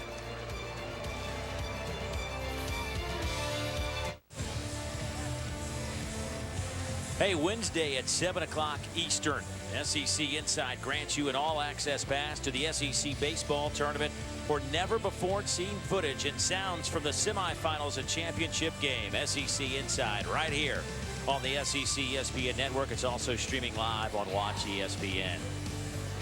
7th-ranked LSU leading Mississippi State 3-0. The two hottest teams going in the Southeastern Conference, going toe-to-toe.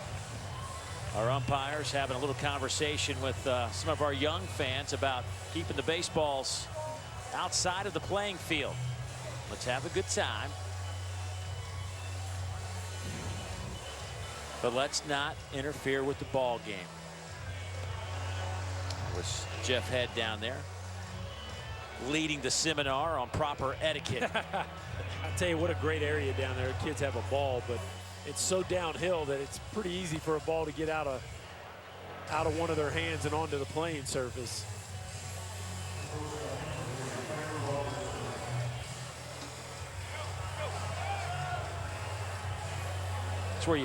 That's where you find out where some of the real athletes are. Yeah, you know, anybody can play on a flat surface. Right. Can you play on a dead downhill surface? Now you got some real skills. Those boys talking about, okay, so we got to come up with plan B. Where are we taking the game? Right. Where are we headed?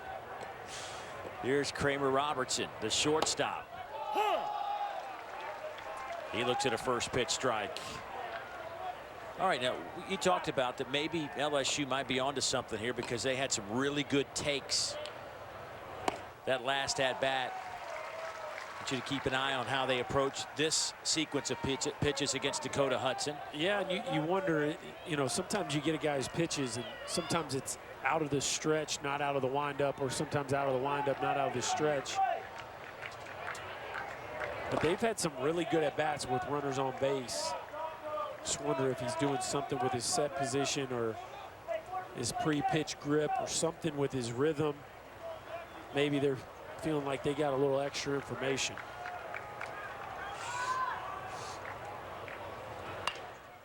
Right back to Hudson. One down.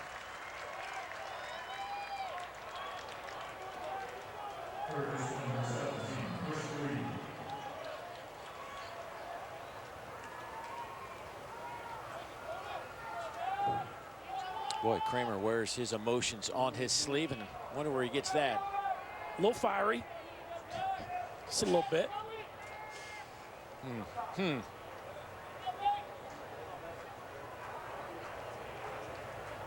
Competitive.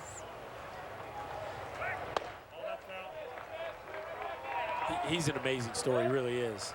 Wasn't even the starting shortstop to start the season, and last year was kind of a forgotten man. He got some starts his freshman year. Last year kind of fell out of favor. This year there was basically an open competition. He started at second and went to short. Has been a huge part of their turnaround.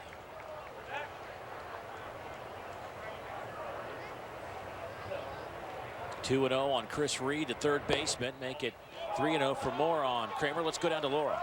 So guys, Kramer Robertson really isn't that emotional of a guy. He's not exactly like his mom. He said he became more emotional when he realized that this team needed that. They needed somebody to fire them up and to wear their emotions on their sleeve, and he sort of took on that role. He's definitely done it. There's the walk to Reed. And you know, you need one of those guys. I think, you know, you look at Alex Bregman, who was just, you watched him grow as a player, and he just was one of those baseball guys that just wanted to be a gym rat, for lack of a better word, and he kind of grew into a leader. Right. As time went on. I agree to that to a certain extent. I think you can't be somebody you're not. Right. And your teammates will call you out on being a phony if you're trying. Nobody's going to be Alex Bregman. So Kramer Robertson has to be the best leader he can be, and the more productive he is, and obviously running out there to shortstop every day puts him in a leadership position, whether he has those qualities or not. But to show emotions, one thing. To try to be Mr. Rah-Rah is a different thing if that's not who you naturally are. But obviously, whatever leadership role he has grabbed hold of has worked, because this team has really played well down the stretch, and he's been the middle of all of it. And Paul Maneri just spoke glowingly about how he has matured this season. You play short, you hit third. You've come up with the clutch hits. Just naturally, you got to be that guy, right? You hope so. You know, you hope so. Sometimes we try to put that on people. Not everybody's that guy, right? You see, I feel like everybody wants that out of quarterback. Sometimes they're not that guy. But what I'm saying is you almost better be that guy. You would think. You would think. I think there's a lot of guys that play with a fire and might not show up externally as much as you realize is going on internally. Right. And if you look at point guards or quarterbacks or shortstops, some of them fit a very similar mold and some of them don't. Doesn't make them less of a leader. It just makes them, you know, kind of unique. And again, I think when you start asking guys to do things that they're not comfortable with, that can almost be detrimental. And maybe they wind up not being your shortstop and three-hole hitter. Because they're trying to do something that's not comfortable to them.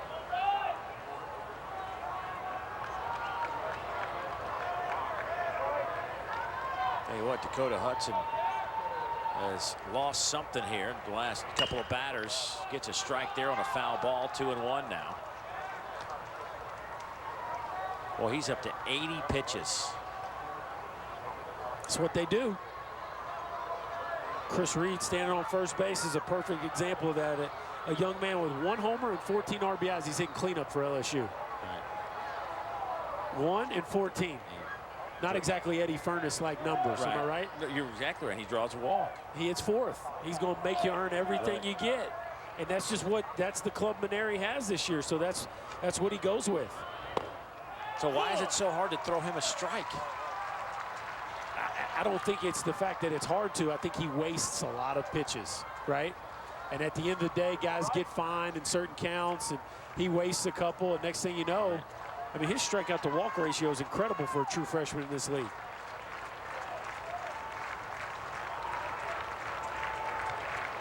Here's the 2-2 to Bryce Jordan, no pitch.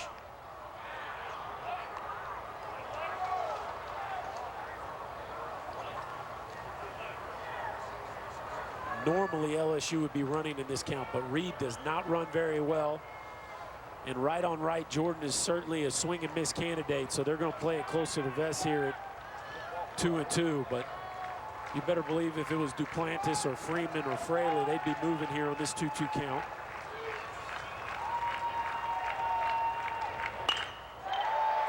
Out to center field, Robson.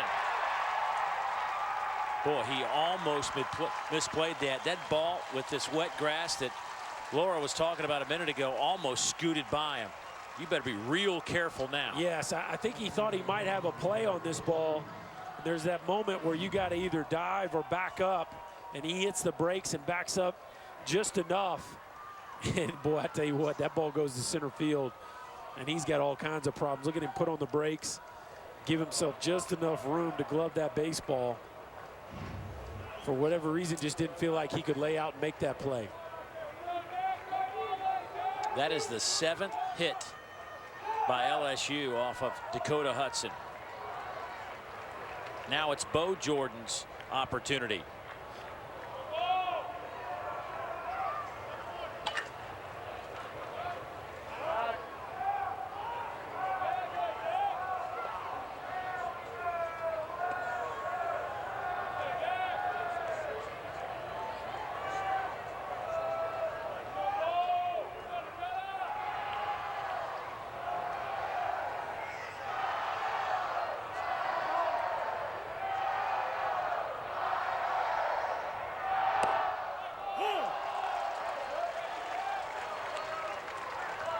Tell you what, this is my first live look at Hudson as a starter.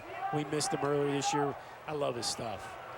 And I know the results aren't his best at this point in time, even though certainly there's been some ground balls that have found some holes, but his arsenal is as complete as any kid I've covered this year, just as far as how he can manipulate the baseball. Ground ball through the left side. Nolan Kane, the third base coach, will hold up Reed, and the bases are loaded. Only one out.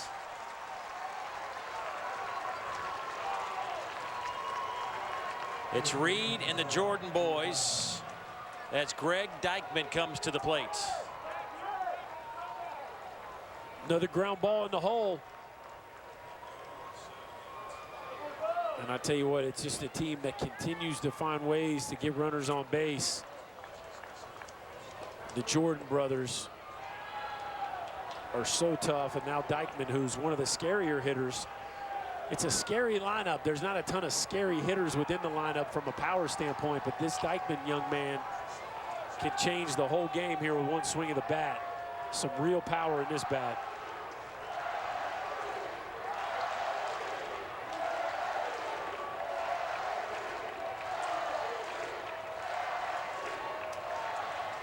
And Wes Johnson back out to talk to Dakota Hudson on how they want to play this with one out.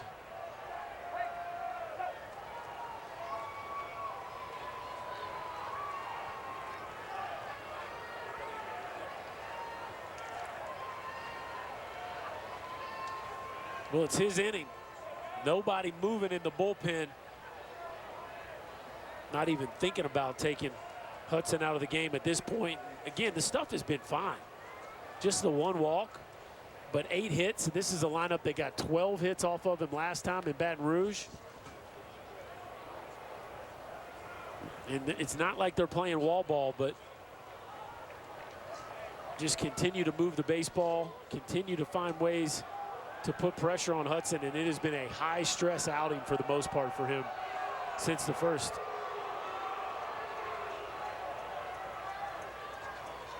There's the Bulldog bullpen. Nothing but the SEC ESPN network sign to look at. Looks good. Does look great. Good framing.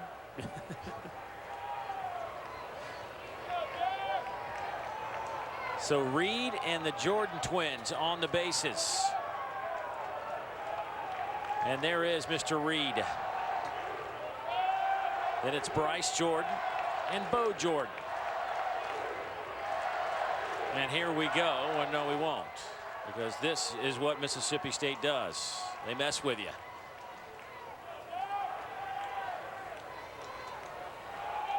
Greg Dykman is hit into 3 double plays. Bulldogs would love number 4, but you got to throw a pitch to do it.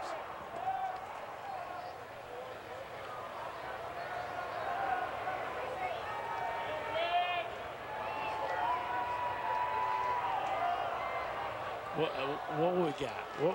What we got? The token inside move.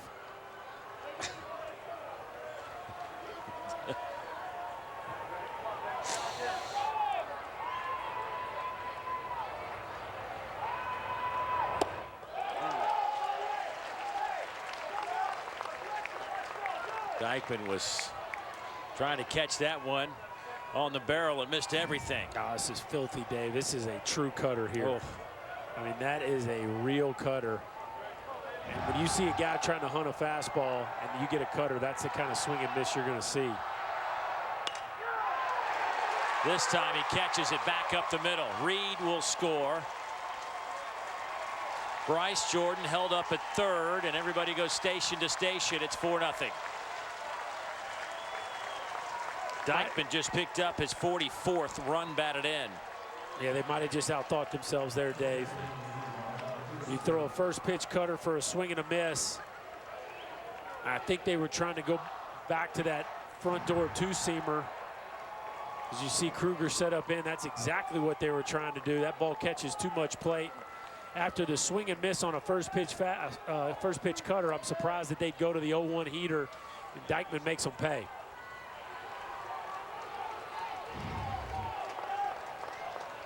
Hit number 9 for LSU.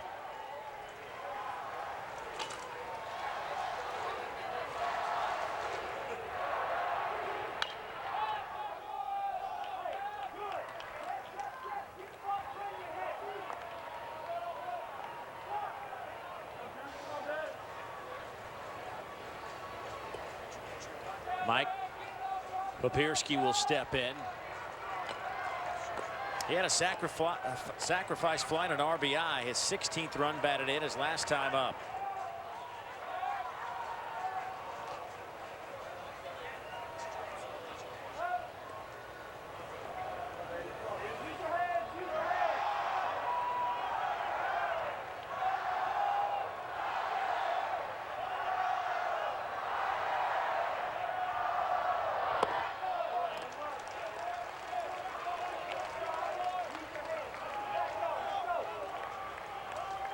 Dakota Hudson hopes he won't see LSU the rest of the season. He's had enough of the Tigers. 6 1/3, 12 hits, 7 earned runs in his last appearance against LSU back on April 22nd in Baton Rouge. But his club able to win that one, though. and a shootout.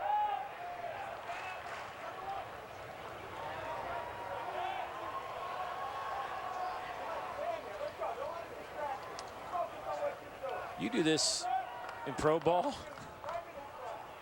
Yeah, somebody would have charged him out at this point.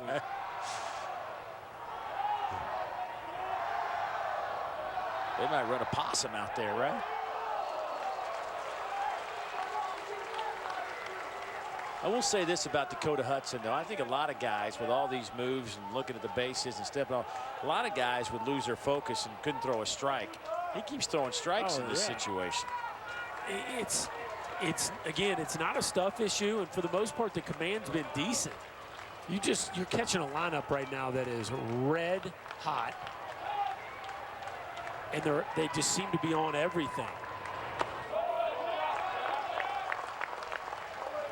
And they've proven they can hit you in the past. This is a lineup that had success first time around, and as good as Hudson is, it's just in a very good matchup.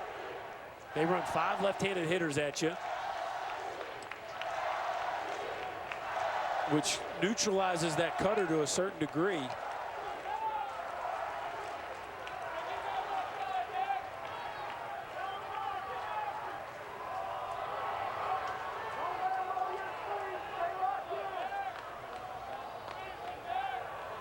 Our question is, why do we keep going back to second? Why do we keep going there? I think why at this point is a dangerous question. Okay, leave it alone. Yeah. That's just what we do. And we throw strike 3 past Papirski. That's just what we do. Out number 2. Climbs the ladder here with a cut fastball. Just above the barrel of Papirski. 6 strikeouts.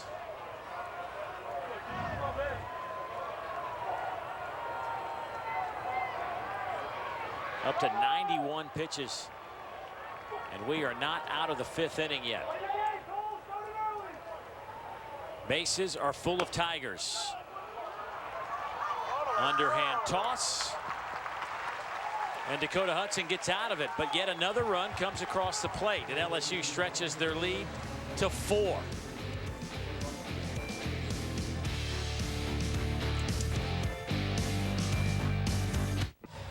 Oh, you know it's summertime when you get out the ice cream here at Hoover Met and watch a little baseball between a couple of top 10 teams. But LSU right now feeling the mojo, trying for their 3rd straight here at Hoover Metropolitan Stadium. Dave Neal alongside former SEC Player of the Year Chris Burke. And I tell you, Jared Poche, after a struggle in that first inning, has looked awesome so far. Yeah, we've seen a few more changeups, the fastball to both sides of the plate, curveball for a strike really whenever he wants it. And Mississippi State just doesn't have a lot of momentum right now. They're spending a lot of time on the field defensively. Dakota Hudson having to work for everything he gets, and offensively having some quick innings. So they need to string some hits together and try to kind of return the favor right now for what LSU's doing offensively, because all the momentum right now in the Tigers dugout. Look at the pitching comparison between these two guys, and certainly they've been around the SEC for a while. Dakota Hudson with 92 pitches. That's what jumps out to me through 5 innings. Yeah, the 9 hits allowed. This is a lineup now that 2 times facing Hudson have proven that they have figured really, something out. Yeah, they got the formula down, and call it what you want. I know there's a lot of ground ball base hits in there, but 2 times in a row they've had a high number of hits. They obviously have something. Gavin Collins will lead things off for the Bulldogs. Not out of reach, that's for sure. LSU probably hoping they might have gotten a couple of more against Hudson that last inning with the bases loaded. They were only able to get 1 across with 1 out. Yeah, in some ways it almost feels worse than it is. Yeah. I mean, just 4-0 against a state lineup that averaged 6 runs a game in conference play. So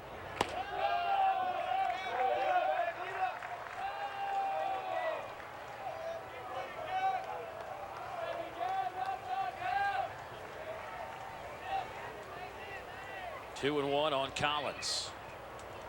The Bulldog third baseman misfires. It's now 2-2.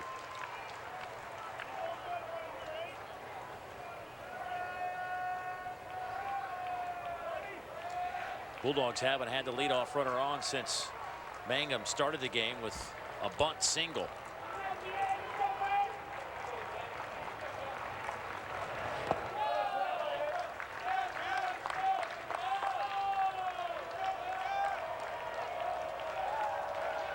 Boy, Jesse Stallings last night out of the bullpen for LSU. 5 innings. How good was he? Yes. Yeah, he was some. Big pitch right here for the Bulldogs. 3-2 count to start this inning. Looking for something good on the offensive side. Would love a leadoff single. We haven't heard much from the Bulldog faithful tonight. A lot of maroon in the crowd, though.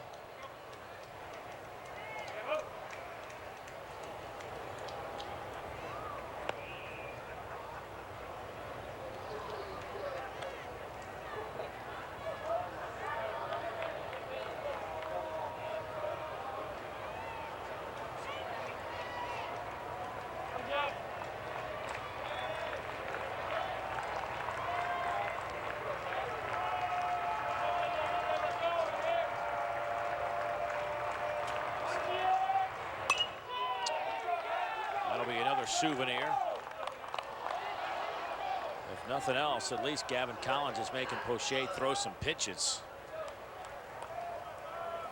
Well, and it's a dream scenario if you're Paul Mainieri, because as much as you stretched your bullpen last night, to get Poche here with a shutout into the 6th inning with a low pitch count, even if they score a few runs, he should be able to take him at least to the 8th.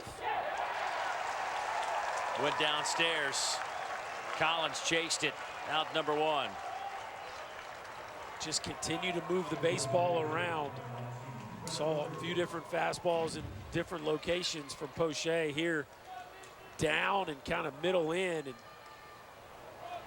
Collins baffled how he missed that one.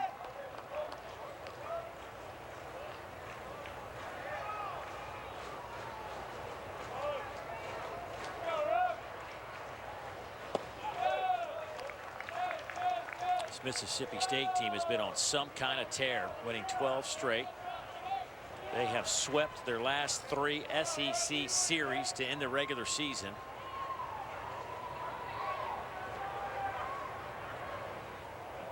The one hiccup along the way for them, the one I just couldn't figure out, as Rooker hits this one out to center field. It's high in the air, but Fraley will make the catch. Is how Texas A&M rolled into Starkville and swept the Bulldogs and put up 30 runs that weekend. I'm still scratching my head how that all worked out. I mean, Texas A&M is legit, don't get me wrong. But what they did to this team makes you kind of go, how did that happen? Well, if you look at the conference, everybody had at least one clunker. A&M went to Florida and got swept. Mississippi State gets swept at home by A&M. But A&M and Mississippi State played in 10 series this season and won 9. Right. They both went 9-1. Right. You know, and you look at the league, the next closest after those two was Florida at 6, 3-1. They had a tie there because they had a rainout game against Florida State. So Mississippi State and A&M, relative to the rest of the league, were the 2 dominant clubs, even though the records weren't all that much better than a few of the other teams. Right. If you just look at Series 1, those 2 clubs certainly at the head of the pack. LSU 6-4 in their series. Ole Miss at 6-4. South Carolina went 5-4-1.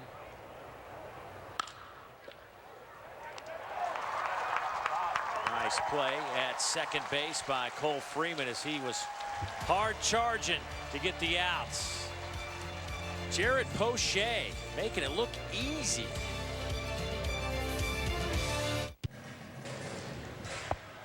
LSU leading Mississippi State 4-0 as we head to the bottom of the 6th inning. But this is a long way from being over. We have seen craziness. As a matter of fact, Tuesday night, Tennessee was leading LSU 4-0.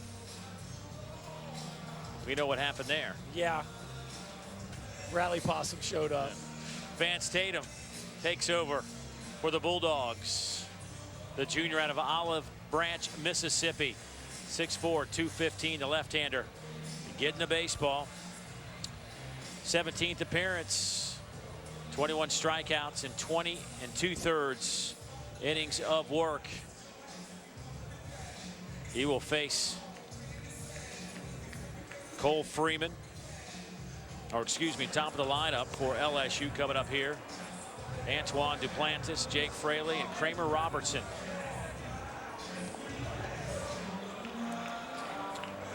A 9-hit attack for LSU against Dakota Hudson. And early on, Dakota Hudson, listen, he retired other than an error in the second inning. He was cruising through 2 innings, and then LSU figured something out. For more on Dakota, let's go down to Laura. Well, guys, lots of scouts in the house to see Dakota Hudson tonight. A couple of them telling me that he looks really good and the power stuff on display. The cutter's legit. But they said one thing they've noticed is that everything is hard, not a lot of velocity change. So maybe there's something there that LSU has figured out as well. Well, there's no doubt. We were talking between innings about, you know, I was kind of comparing him to Chris Carpenter, the former Cardinal great. And the one thing Carp could do that would drive you crazy is he had the bigger breaking ball and he could throw a changeup.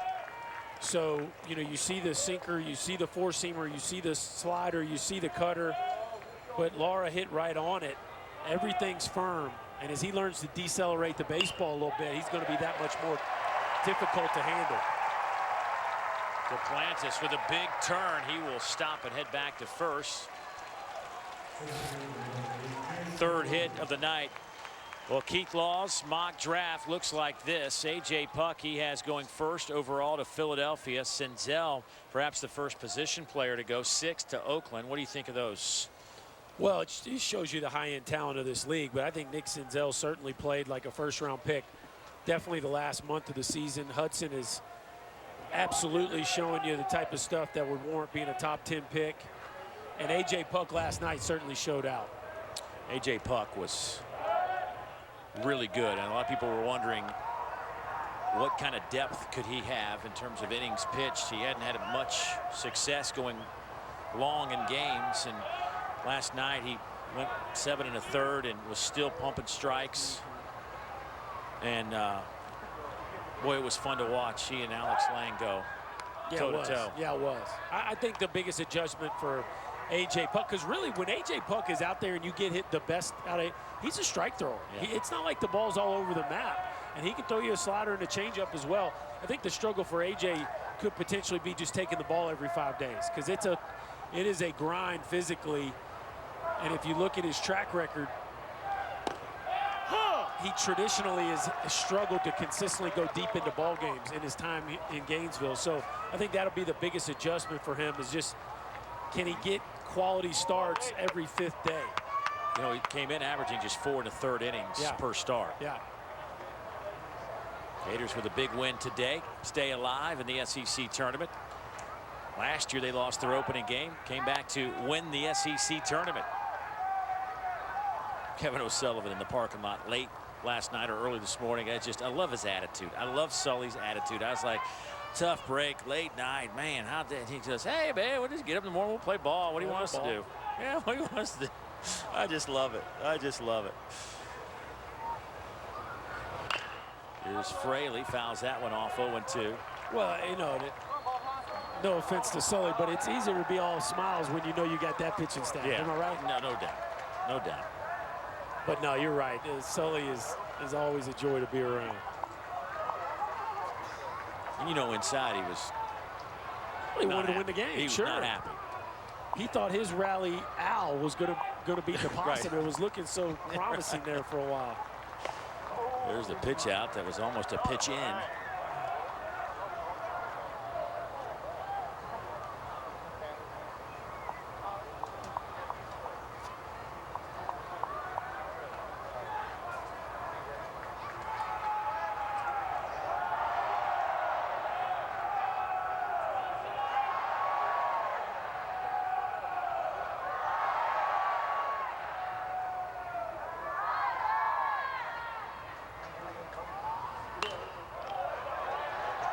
That one is a souvenir and a nice catch in the seats.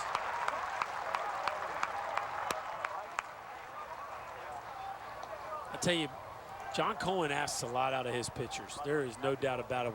When you see the pitch outs and the holds and the inside moves, You got to be mentally sharp to be able to go through some of the stuff that he wants you to do with runners on. Is that cutter again? It looked like, what was that pitch that inside? That came from, obviously from the left-hander. Yeah, it looked like cutter. he ran it in on him. Yeah.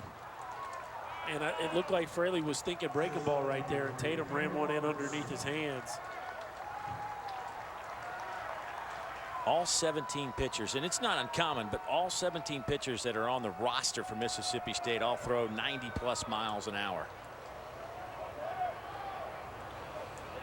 And, you know, we've seen it from A&M. We've seen it from Florida. Certainly Vanderbilt has great depth. LSU put their depth on display last night. There's some guys with really, really good stuff that are having a hard time just getting on the field for some of these teams. When you were at Tennessee, how many guys, if you can remember, threw 90+ miles an hour? In the league or on my team? On your team.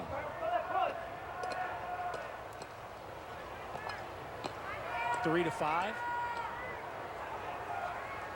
Was that pretty much the norm in the league at the time? I would say, yeah. And almost nobody in the mid-90s.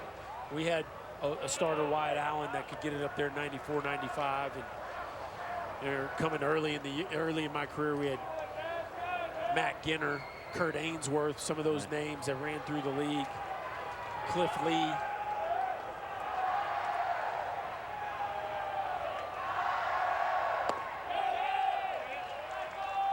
Robertson offered up at that bunt. That's a strike. But yeah, I just named on one hand the amount of mid-90s heaters that we had in the league, and you could do that on a half a dozen teams in this league.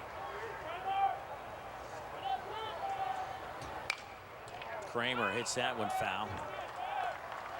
I was reading through some notes.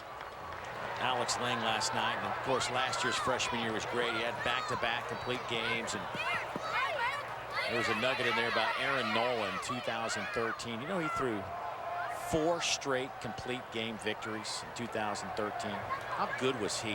Well, he made it look easy too. I know, but I mean, I just was thinking to myself, how good is that? Yeah, it didn't take much to realize he was going to be in the big leagues in a very short time frame.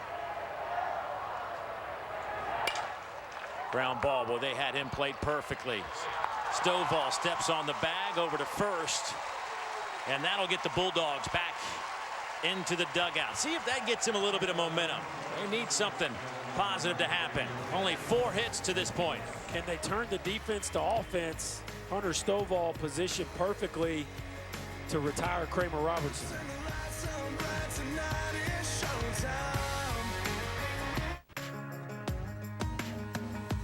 Tearing it up, burning it down. Got a backstage pass at this old town. We roll up like superstars.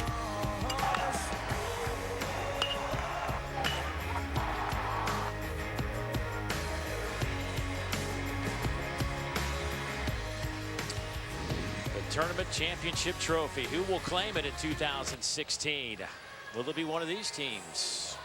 Got a few more days to find that out. Right now, LSU cruising along, leading at 4-0 against Mississippi State. Only 4 hits for the Bulldogs, 10 hits for LSU. Reed Humphreys about to step into the batter's box for the Bulldogs, who just turned a nice double play to get out of the inning. See if they can get a little something going offensively, because there hadn't been a lot of juice since the first inning. They had bases loaded, couldn't get anybody home. And since then, Jared Poche has been rolling. He has retired 13 of the last 14 dogs.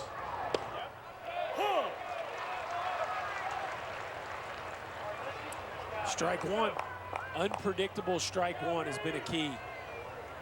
Mixed all 3 pitches for first pitch strikes throughout the course of this game.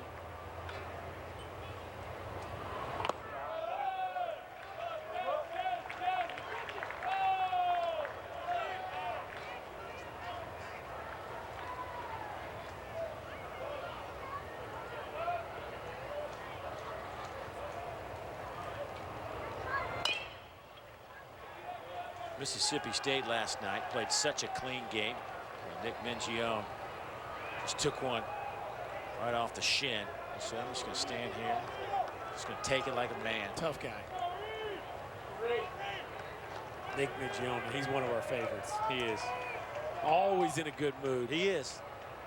He's good for the kids in that Bulldog clubhouse. Positive.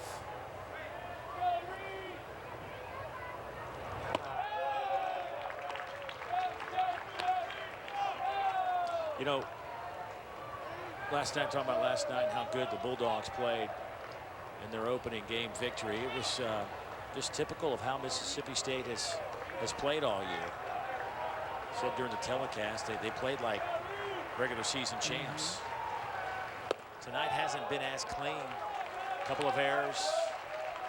Had a couple of, I don't want to call them mental miscues, but some things they did on the base paths during the regular season. Maybe they didn't execute well tonight.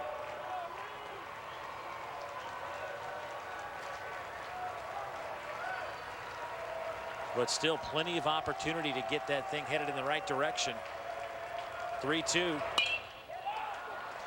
High in the air to the right side. Misplayed by Duplantis. And maybe that's the break to get him going right there. Cole Freeman came out. I wonder if just him running out there really screwed up Duplantis. Well, this ball was hit a mile in the air. And at some point, somebody's got to own this fly ball. As high as it is, two extremely fast fielders both have plenty of time. You see Freeman wants it early, and then Duplantis, for some reason, calls him off late, and that's what Freeman has to do. He's got to get out of the way. But Duplantis wasn't under it, makes a late stab at it. Let's see if Humphreys was running all the way. Kind of expected that ball to be caught easy. I don't think he'd have made it past second base anyway. But maybe that's the life Mississippi State's looking for. Well, you got a runner at second base and nobody out. And here comes Jacob Robson.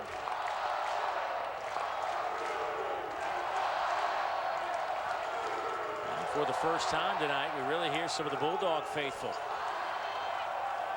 Robson 0 for 2.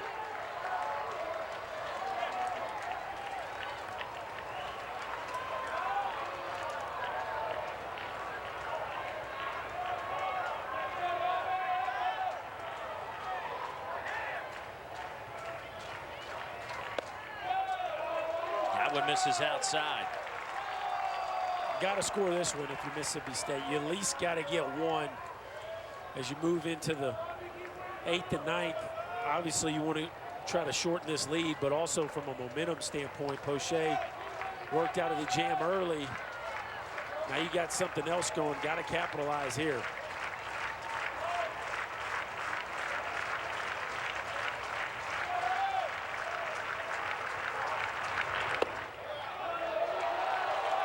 It's 2-0. Good take by Robson.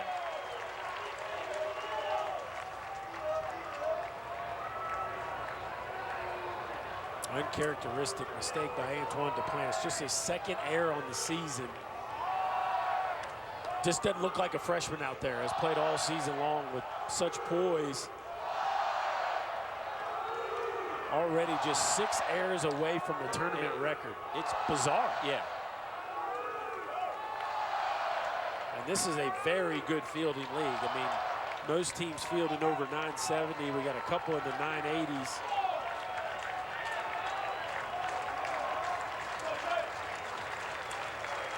Florida came in, the #1 fielding team in the country. Robson fouls that off. It's 2-1.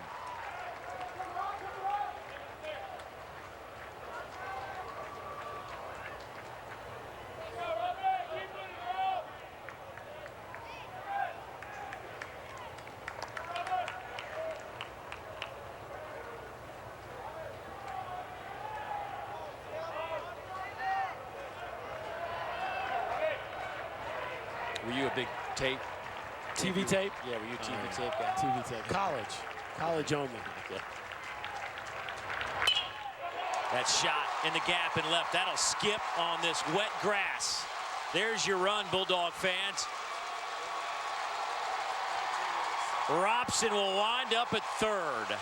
Still nobody out. It's a 4-1 game, the 4th triple of the year for the Bulldogs center fielder. Maybe the Bulldogs got a little late magic in them, as we're going to take a look at Jacob Robson flying around the bases. Watch this man pick him up and put him down. Not a great turnaround second, but then hits the Jets. He can fly. Boy, these outfielders had better be careful with their angles.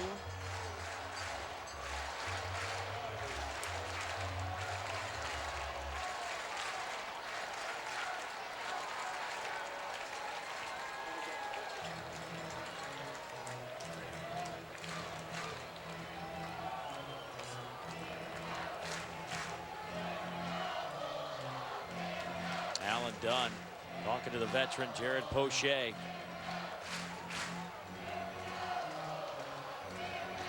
Boy, they would love to get him through this inning. Yeah. Parker Bug gets up. He just now got up, so it'll be a few before he can even get close to even thinking about entering this game. So Poche, only 77 pitches.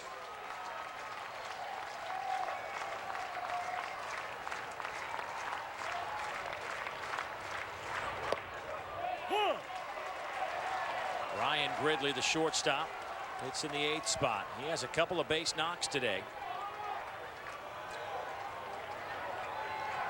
His average has jumped up to 285.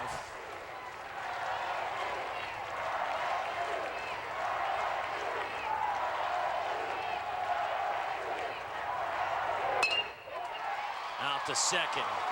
Freeman, boy, handled the hot shots. Run scores. It's 4-2. I think both teams win there. They get the out. Bulldogs get the run. Yeah, and I think LSU would trade an out for a run in that situation. Obviously playing the middle infield back, and it's a good thing because that ball was smoked. And look how he goes down and makes that pick on his side. Let's go down and get yourself on field level with that baseball. But as he goes down, that ball comes up high, and he's able to still finish that catch. Hunter Stovall will step in. You talked about it as a fast infield. Yes, it is.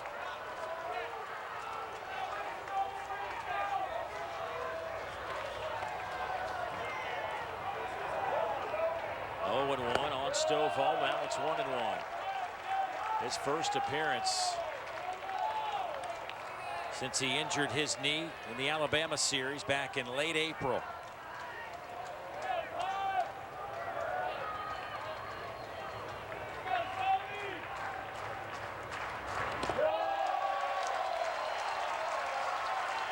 Now it's 2-1.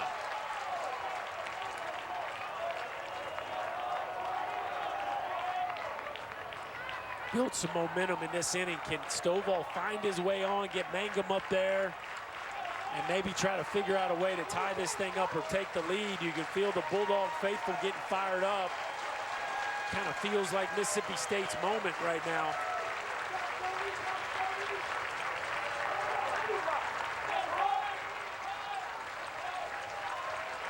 Well, they turned that double play in the bottom of the 6th inning. You kind of sensed that it was the first time they had a little juice. They can smell it. They can smell it. The Rally Bulldog is in the house.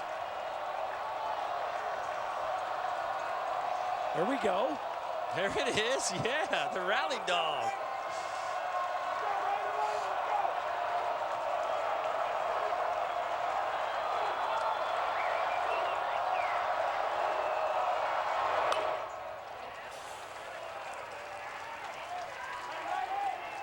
Not a great 3-1 pitch to swing at right there. And Stovall certainly liked to see the aggressiveness, but on a 3-1 count on a marginal pitch, that John Cohen would have liked to see him take his chances. Tony Walsh hasn't called many pitches at the bottom of the zone.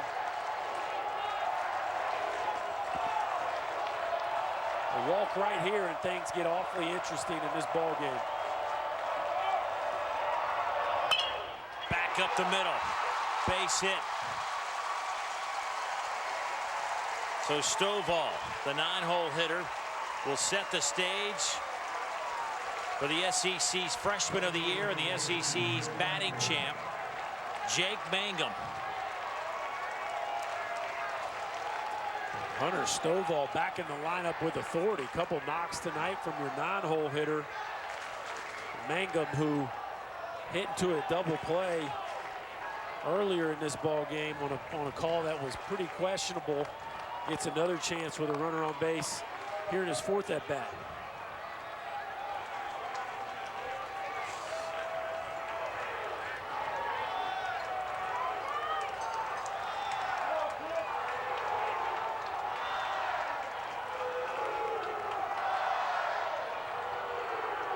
Mangum reached on a bunt to start this game.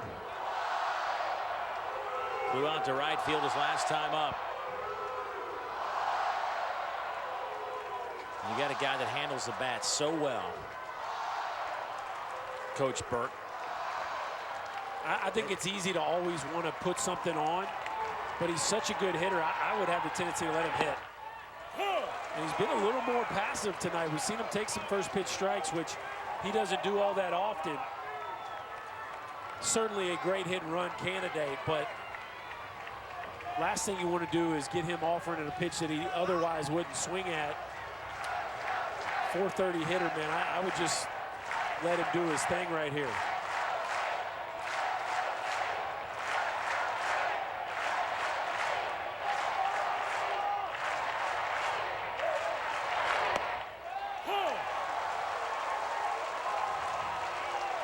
He's behind 0-2.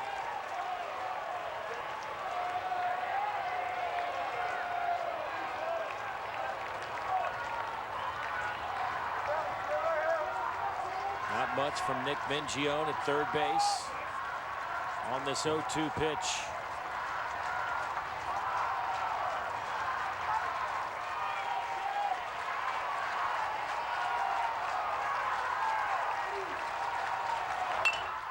Chopper back up the middle. They get the out at second.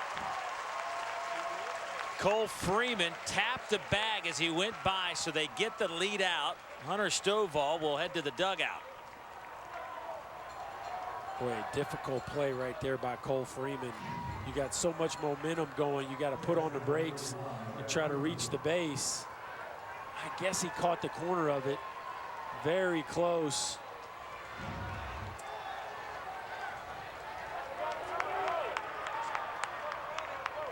Boy, Freeman was moving quickly across that bag. Yeah, it's really tough to stop your momentum like that. A ball that takes you far to your right. Did a good job of just retiring the lead runner. Now there's 2 outs. Jack Kruger, Bulldog catcher, looking for his first hits.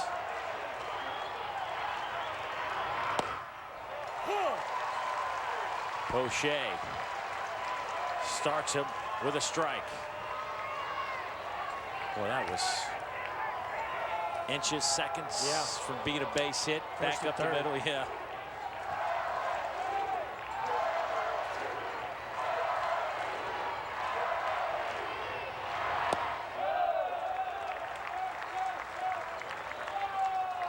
We talked about Poche having to pitch in tonight, and we saw it a little bit early, but as the game has gone on, he's got back to the arm side fastball, continues to try to pound down and away, and here in a damaged situation against Kruger, my guess is they're not going to challenge in. Last thing you want to do is make a mistake in and end up with a tie ball game.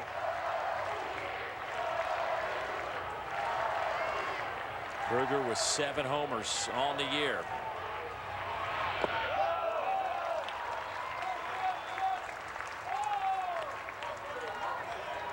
And you definitely want to make sure you get Kruger, because Gavin Collins is waiting on deck, and you definitely want to face him with bases empty in this type of setting.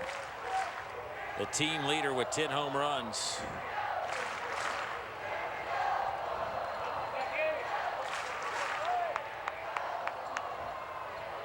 Dunn, the pitching coach, be a little nervous right now. O'Shea, 92nd pitch of the evening, is up and away. Living on that outside corner. Parker Bug in the bullpen. Looks like he's ready to go whenever he is needed. Yeah, with Collins and Rooker due up next, you got to believe they're looking to go to a right-hander if Kruger reaches base.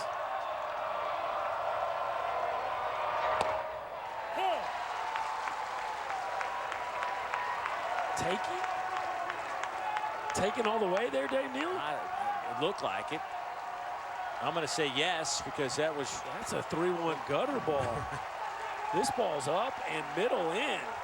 Ooh. You can't be looking something off speed. No. Right. 3-1 count with the tying. You're the tying run. To the right side. Maybe he was looking for that pitch. Now you've got him first and third, 2 outs, and here comes Gavin Collins.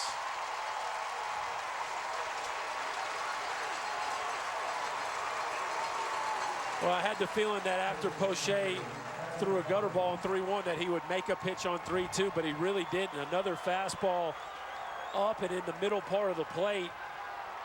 And this time Kruger makes him pay. Watch this fastball. Almost a copy of the previous pitch. And Kruger really letting that ball travel, shoots it to right field. Pulmonari's seen enough. It will be Parker Bug. Another night at the Met. Drama.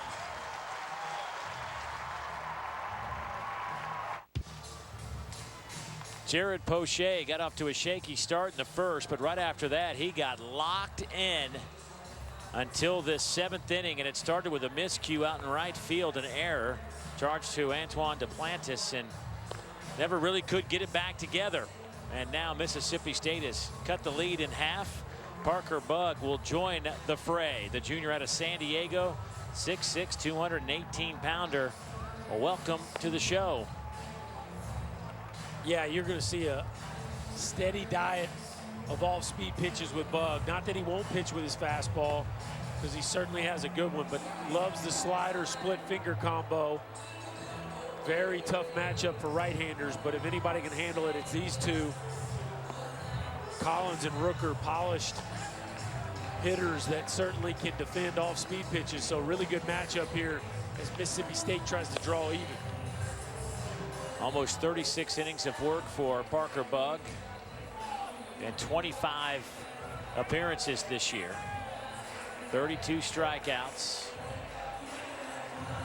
And he will face one Gavin Collins. 2 outs in the inning. And realistically, LSU should be sitting in the dugout right now. Yeah, just a strange play by Duplantis in the outfield. Cole Freeman wanted to catch it. Looked like he was comfortably in position to make the play. Duplantis calls him off late. And because of that, this inning is still alive.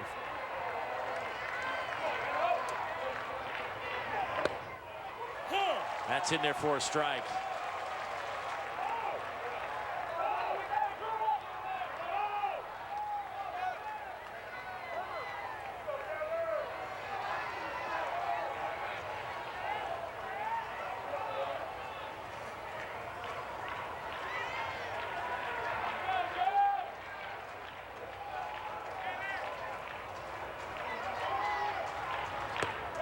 Up and in, count even at 1-1. They'll play Collins pretty much straight away.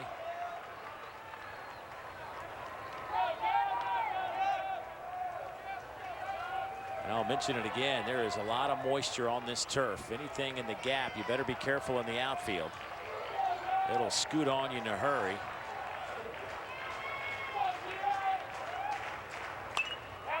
Now there's 2 strikes.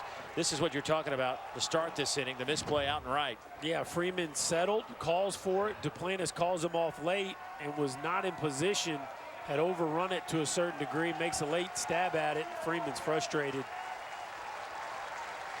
Humphries. Yeah, you just don't want to get called off unless that guy's comfortably underneath the ball either. It cost him. Would come in to score. Yeah. So did Robson. The 2 runs on the board for the Bulldogs.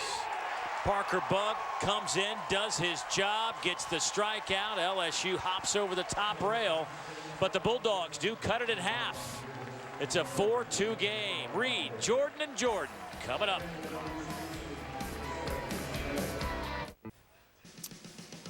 What is going on? Dari Noka, Kyle Peterson. We'll see you for a full 1 hour SEC Now after the game. Hopefully it starts a heck of a lot earlier than last night's did. Florida's short turnaround ends up okay with them. Ole Miss keeps hitting. What did that inning do for Mississippi State? Well, they're back in it, but Jared Poche with a huge start tonight for LSU. No doubt. We'll break all this down after the game, guys.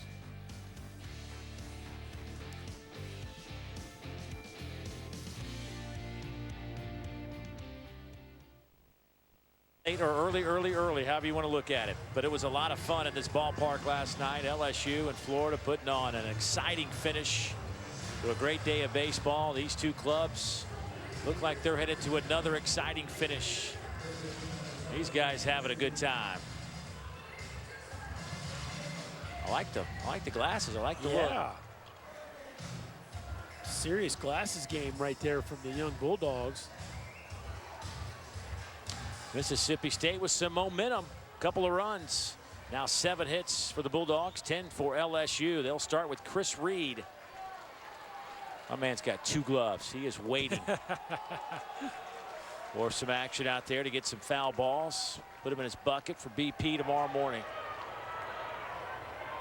Oh, somebody just took one of his. Oh, wait a second. Oh, wait. Hey, now. Hey, now. Double glasses guy. Ground ball first base side. Daniel Lowe will step on the bag, 1 down.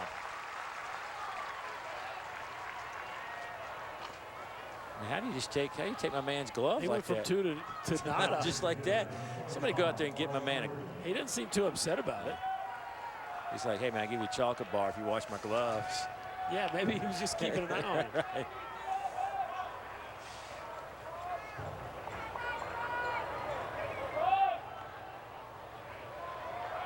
Now it's Bryce Jordan.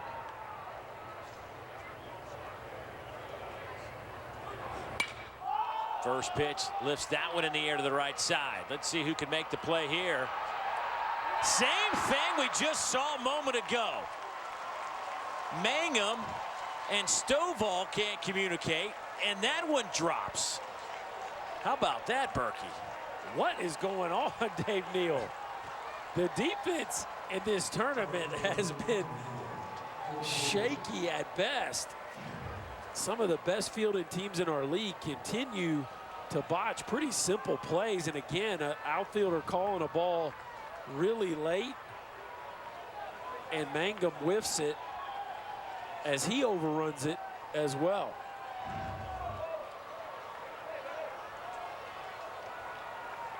Identical plays. Bizarre.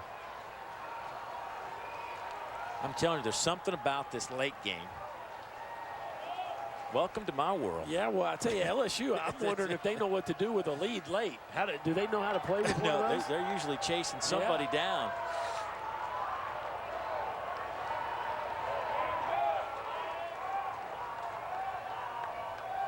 One out.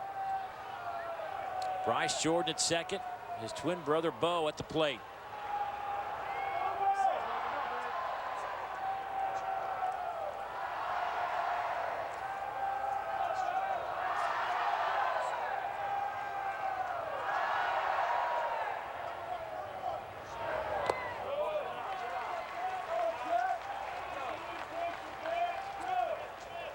They look like brothers. I don't even call them the Jordan brothers. They're the Jordan dudes to me. I mean, these guys, it's a 2-for-1 deal with these guys. College baseball players right here. And the fact that you get twin brothers that LSU born and bred. Lake Charles played in the Little League World Series. Played in the College World Series last year, trying to go back again this year.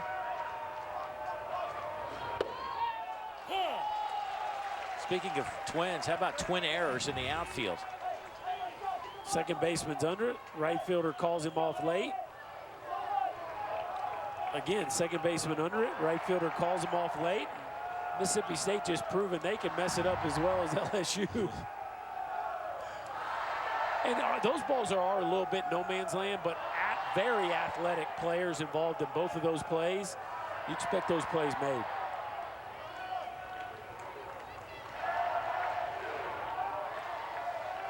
Something tells me that between now and their next game, they might hit a few of those. Yeah. It's a pop-up communication. And really, at the end of the day, it's about the right fielder either calling it early or not calling it at all, because I think both those second basemen were set up to make those plays. Both right fielders, freshmen. Yeah.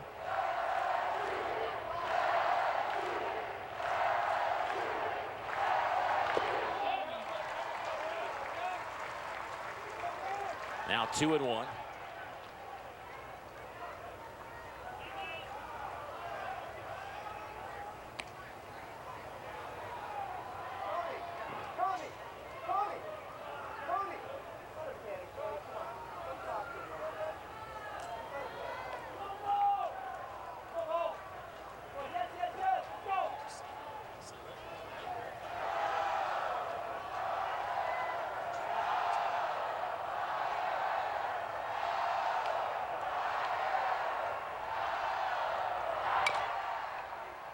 That one is chopped foul.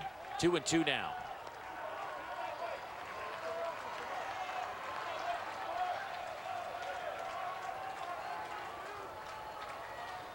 This is one of those at-bats that just shows you where we're at in the season, where we're at in the tournament. In a normal weekend series, certainly in an NCAA tournament situation, I don't think Vance Tatum would ever be allowed to face Jordan here in this situation. But when you're not sure how many games you have left the rest of this week, I think John Cohen's going to roll the dice. Well, that hit Jordan in the foot. He's awarded first base. So the Jordan boys will stand at first and second. Yeah, just tough matchups there for Tatum against the two right-handed hitting Jordan brothers. Now he's got a lefty in Dykeman trying to come in and just yanks this ball right off the shin of Jordan.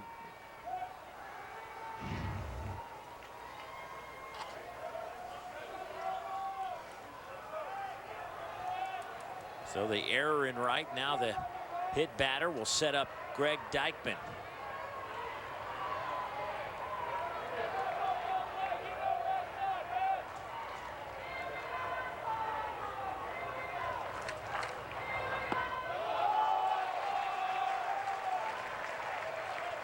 See a heavy dose of that, I would think. Yeah, that's what Tatum wants to do. It's certainly not as comfortable doing that against the right-handed hitters, but against Dykeman, you feel like you got some room for error. Just throwing that breaking ball away and trying to get a chase pitch. First one worked out exactly as planned.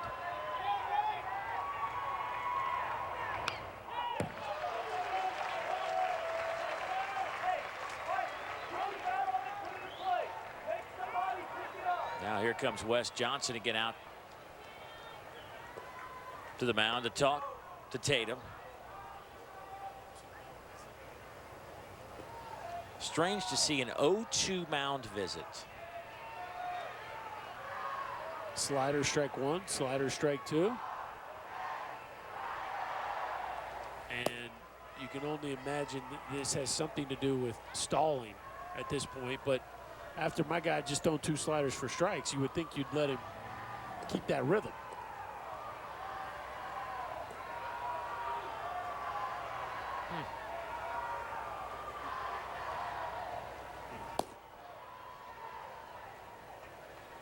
Here's your starter from today, Dakota Hudson. Wasn't his night. Matter of fact, the two times he's faced LSU, it hadn't been Dakota Hudson-like stuff. They're going to make a change at 0-2. I got to tell you,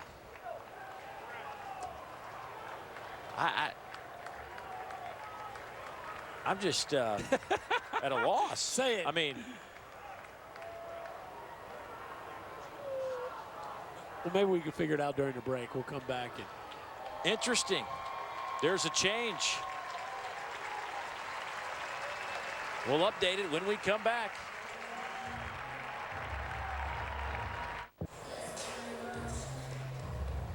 John Cohen is not your conventional college baseball coach. He likes to do a lot of different things. We've known him a long time, and not too often you see a pitching change on an 0-2 count, especially when the first pitch he threw to Dykman, he chased one on a good breaking ball, but Daniel Brown now will enter the game. Good situation for Daniel. Just needs one strike, right? Yeah, just come in and throw the tar out of it. You know, it's interesting. He went slider, and Brown runs it up there a little bit firmer than Tatum does. So there's a reason here. It's not a conventional reason, but there is a reason. For whatever reason, they think he has more of a strikeout pitch. Now, usually Cohen will do it 1-2, 2-2 after it looks like maybe the count's getting away from his guy. At 0-2, this is certainly a rare scenario, and you're going to another lefty. So let's see what we get here on the first pitch.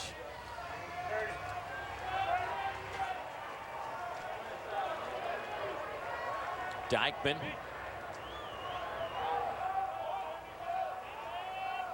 At the plate with runners at first and second. Bryce Jordan at second reached on a miscue in right field on a misplay. And then there was a hit batter as Bo Jordan was hit in the shin by the pitch.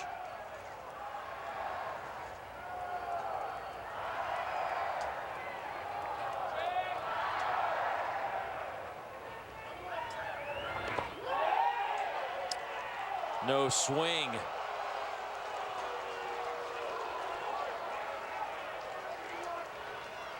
Well, you be the judge at home, and you be the judge right here. Yeah, does the barrel get past? No. Yeah. Definitely held that back. Mississippi State dugout was campaigning hard for that strike three call. Well, that breaking pitch was tight, though. Yeah, it's definitely a tighter, firmer slider.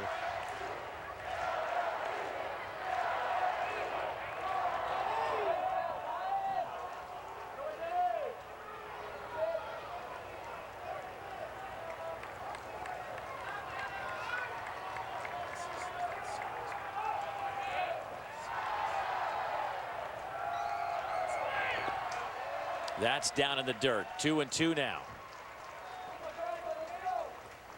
So Tatum throws two sliders. Starts out 0-2. Brown comes in, throws two sliders. Now we're back even.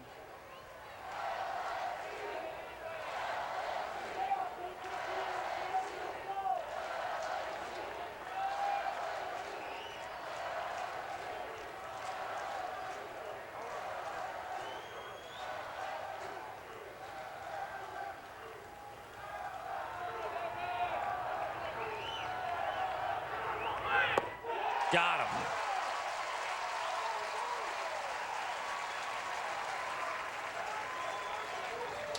Do we say the move pays off? I don't really know how to say other than Dykman is retired on a slider that looked very similar to the first pitch slider that Tatum threw him. So certainly it didn't backfire on him.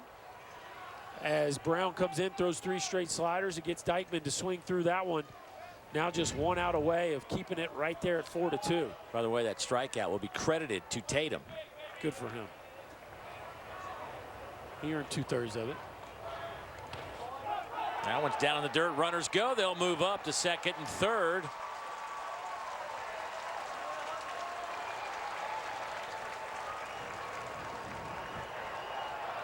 Good anticipation right there by the Jordan brothers. The Jordan dudes. The Jordan dudes, excuse me.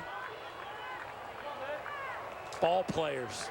Certainly not the fastest guys on this roster, but good baseball play right there as they now both are in scoring position for Papierski here with 2 outs. Break this slide down for me.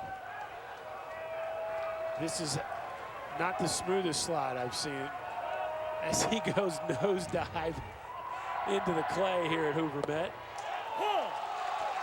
1-1 to Papierski. They might have to smooth that out between innings over there. Yeah, right? I don't think anybody's going to confuse him for Ricky Henderson anytime soon.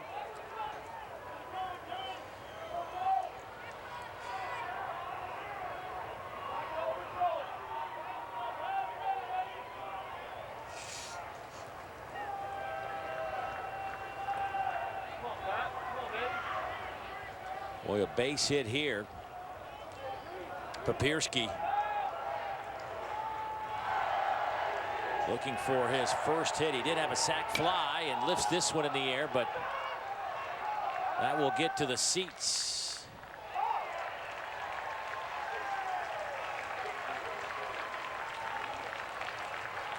And a nice catch in the back row. The teams are having a hard time with pop-up communication, but the fans got it down. You catch it with a hat? And he caught it with a man's hat in front of it. He yanked No, the he didn't. Yes, he did. He took the hat from the guy in front of him. Look at it. That is beautiful. Got to be his kid, right? I mean, you can't just take it off a stranger's head, can you? Papierski, base hit. That will score 2 runs. 6-2 Tigers.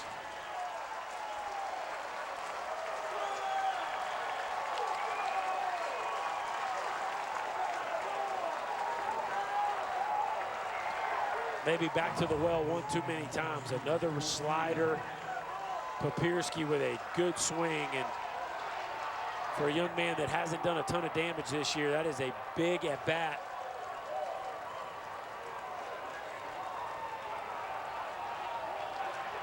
Coach Cohen doesn't like that as he tosses the clipboard. He knows how big those runs are.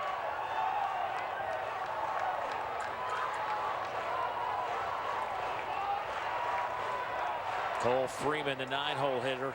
Papierski, listen, he came into this game hitting just .208, and he's in this game for his defense, really. I mean, let's face it, Jordan Romero has been their main catcher, but he's struggled defensively here of late. Also offensively, had a big hit last night. I mean, he won the game for him, pinch hitting last night. But it's been a tough road the last couple of weeks. Papierski tonight has produced 3 RBIs for LSU.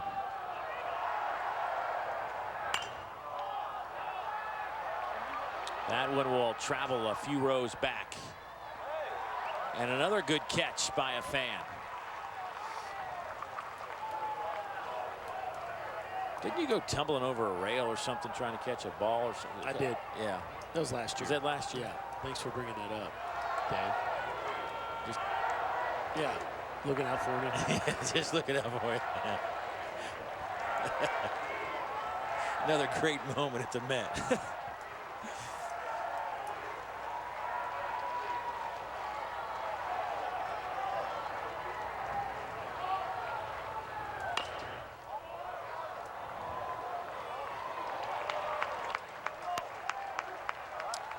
Papierski's 3 RBIs. His last RBI came against this Mississippi State team back on April 24th. Been a month since he had produced a run. 2-2 now. 3 big ones tonight.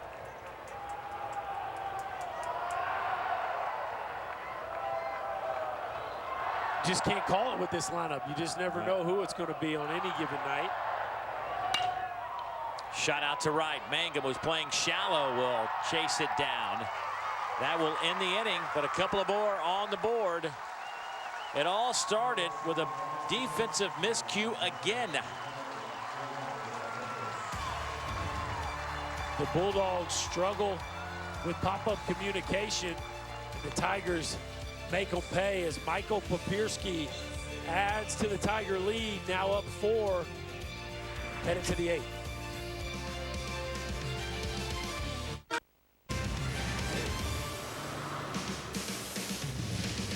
Well, Monday, the SEC Now will break down all of the SEC teams heading to the regionals on the road to Omaha. Our all-star squad will look at each team and analyze their chances of bringing home a College World Series championship. SEC Now is also streaming live on Watch ESPN and the ESPN app. And certainly these are two teams that will be in that discussion. Both have the makeup, the talent, the support to be in that discussion. As the road to Omaha has started. Ground ball to the right side, and Rooker is retired for out number 1.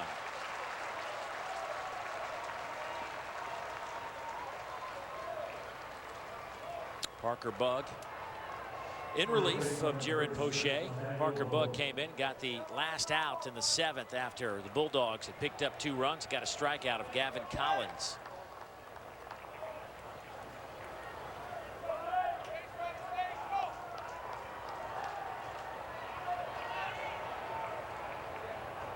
Nathaniel Lowe will step in.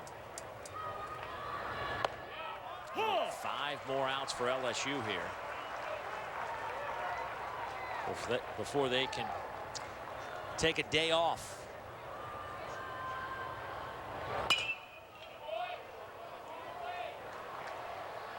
Jared Poche got the start tonight and did a very solid job. You have to be happy if you're Paul Mainieri and what you got out of him. No doubt, no doubt. He averts a major situation early in the ball game, works himself out of a jam, cruises the rest of the way. Low. Boy, that ball's moving fast out there. Good job by Bo Jordan, excuse me, to knock that down. But you knew Mississippi State was going to make their run, and they finally knocked him out of the ball game. And it wouldn't shock me, as good as Mississippi State is, if they got another run in them. But from Poche's standpoint, he certainly gave them all they could ask for. Pitched deep into the ball game, held what I think to be the best offensive lineup in this league to just 2 runs. Very good start. Excuse me, just the 1 earned run, right? They had the 1 unearned run as well. So got to be pleased if you're Alan Dunn.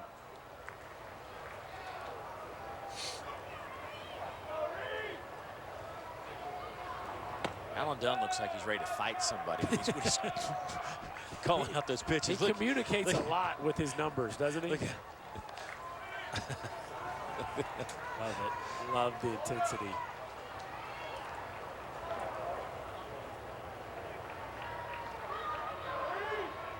Here's Reed Humphreys.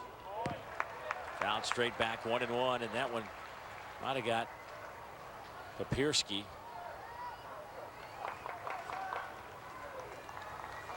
Yeah, he's wincing a little bit right there. That one caught him pretty good. He's got the hockey mask on, but that one still stung a little bit. The goalie mask. Well, I was in South Carolina a couple of weeks ago. Dom Thompson-Williams, big free swinging player for South Carolina, caught Michael Barish, the catcher for Texas A&M, and wears a 2-piece, the helmet and the mask. And on that follow-through, and it was a full follow-through, and Barish had to leave the game, was out for a week or so. That ball was hit high in the air to center field. Fraley will camp out underneath it.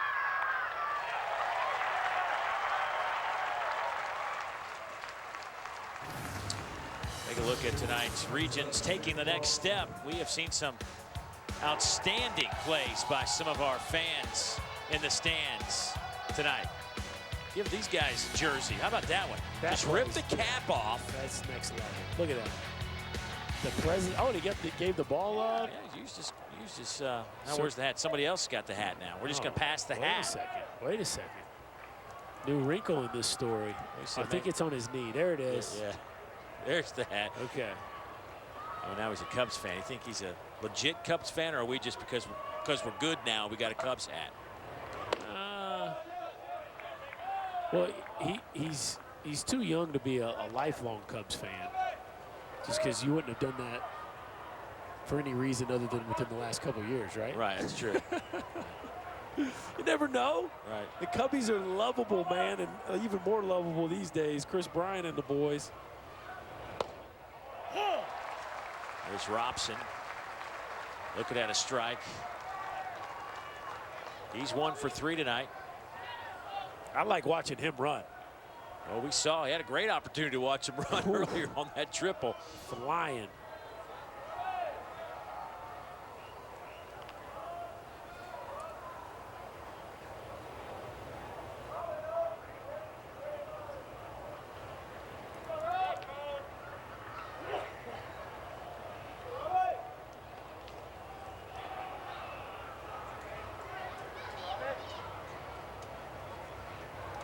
I'd like to sit in a dugout with him one game just to kind of just say, hey, what are you thinking right now?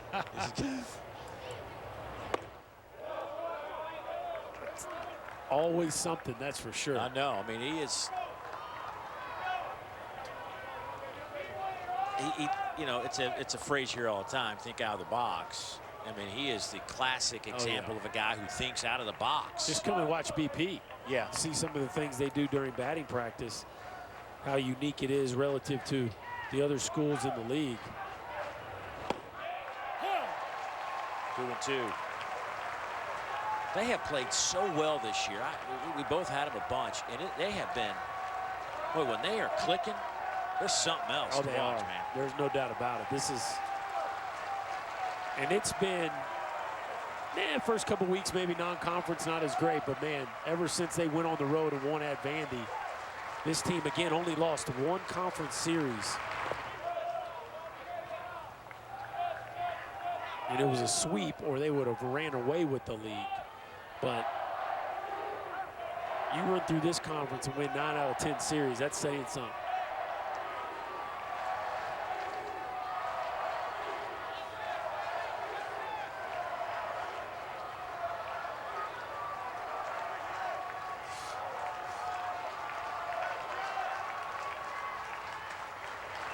Runner goes on the 3-2, 2 outs.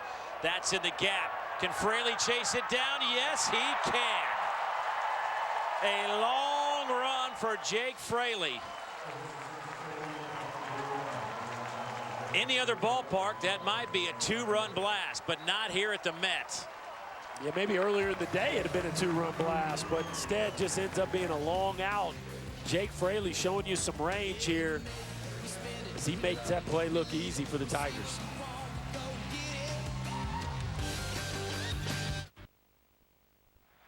It's finals week at Texas A&M, and Kyle Simons has one last test. He needs 3 outs for history. He handles the comebacker with ease. 1 down. Chorby lays out. He got it! Vandy's leadoff man, Jaron Kendall. Line to Simons. He's got it! And he's got history. First rounders galore. It's Kyle Simons who turns in a no-hitter. Soak it in, young man. You have certainly earned it. Well, tomorrow Texas A&M gets it started in the first of 2 elimination games, and Kyle Simons will be on the mound for the Aggies. The no-hitter, you were there, buddy. That had to be something else. What a rematch that'll be. Yeah, Kyle Simons really 3 pitches all day for strikes, and Vandy just kept going up there making first pitch outs. Only took him 83 pitches to get through that ball game, and the last 2 outs, both recorded on first pitches, were bullets hit by Vanderbilt. One is center fielder Nick Chorby laid out for, and the last one he made the play on. You got to believe Vanderbilt is looking forward to that rematch.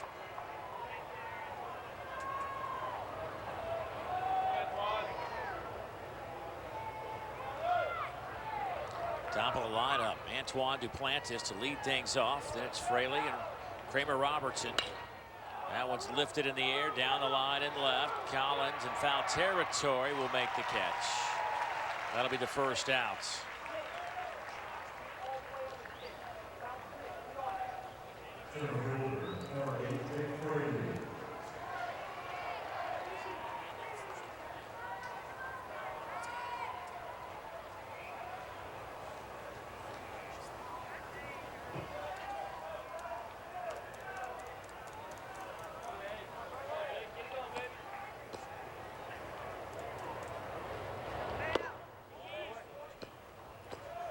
LSU, if they could hold on here, this would be their 3rd straight here at the SEC tournament.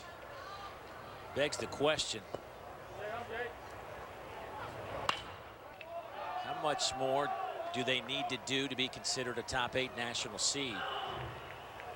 Well, I think LSU and Ole Miss are both making pretty strong cases. And the question is, does the league now get 5? Or do they hop South Carolina? Does it stay what many predicted it would be before the tournament? How much weight are they putting in conference tournament results? I think both those teams are playing like national seeds, LSU and Ole Miss. Boy, watching the Rebels today. I mean, offensively, that's just a group you don't want to mess with. No.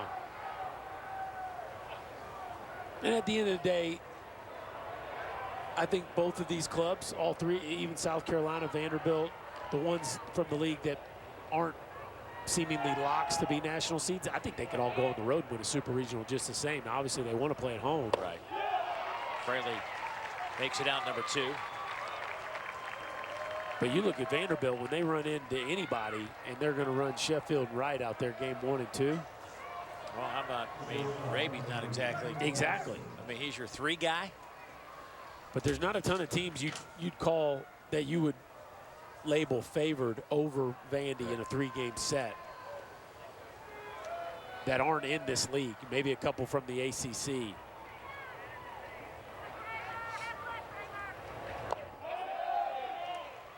Robertson at the plate. He did go 0-1. Don't forget, coming up after this game, those 2 guys will break it all down for you. That guy right there. I didn't do that. I did. That guy right there. That is Kyle Peterson and Dari Noka. Oh, that just caught Tony Walsh right in the forearm. Now, if I said KP faces Bro in a one-on-one matchup, who are you picking, Dave Neal? I'm not. I'm going here. I'm going to go. I'm going right there. Right. Yeah. Okay with that? Bro all the way. Tremendous athlete. One of the best softball players to ever come through the pipe. 4-time All-American, if you like that sort of thing. KP now was a 3-time All-American. Yeah, I guess. Pac-12, you know.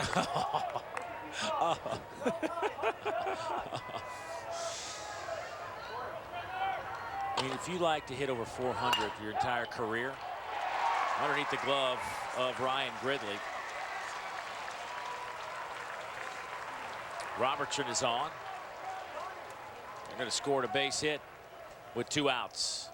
Kramer needed that. He was 0 for 3. Yeah, that's a bullet. And again, we've talked about how fast this infield is. For some reason, Ryan Gridley wants to play shallow. And I just think you're going to give up some ground ball base hits playing the depth that he's at. He's got plenty of arm. He's got plenty of range. The ball's moving at high speeds through the infield. I just don't understand why he wants to play so shallow. But it certainly cost him at least 2 plays in this ball game. Trey Dawson will grab a bat and pinch hit, the freshman out of West Virginia. Hitting just 118. And with 2 outs here in the bottom of the 8th inning.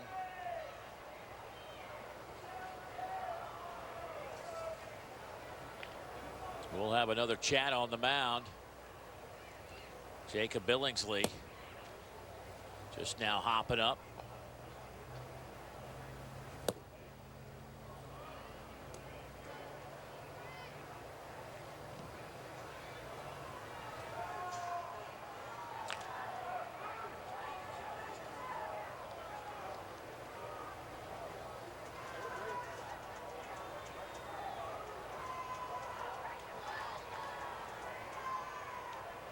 It's been impressive what Wes Johnson's done with this pitching staff this year when you consider he just came in essentially midway through the fall. Looks like they're going to make a move after all here.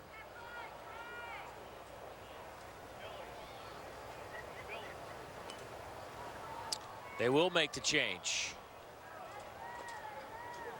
We'll head back to Hoover right after this.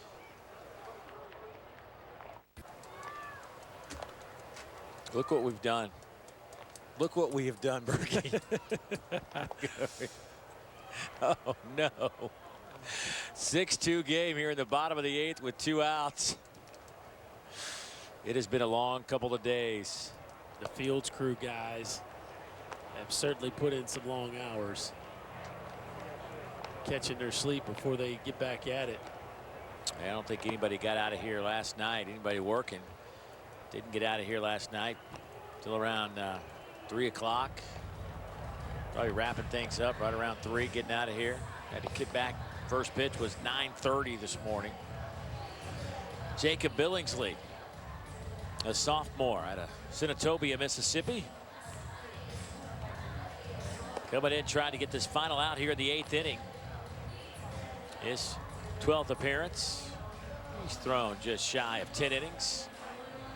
14 strikeouts, 3 walks. Another hard thrower for John Cohen. Yeah, good little short slider as well. And we'll see what he brings to the table here for Mississippi State, who, if they're going to make a run, certainly needs to get off the field, keep it at 4.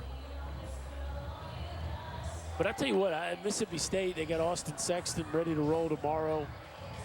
It's an offense that I got to believe is going to bounce back. And even if they drop this ball game, wouldn't shock me a bit to see them find their way to the semifinals.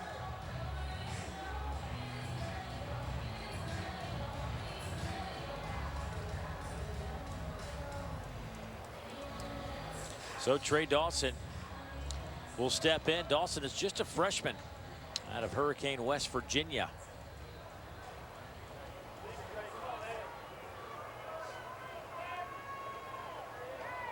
Palmineri will find players just about anywhere. Illinois, California, Texas, Alabama, Missouri, Illinois, Delaware, South Carolina, Parkland, Florida.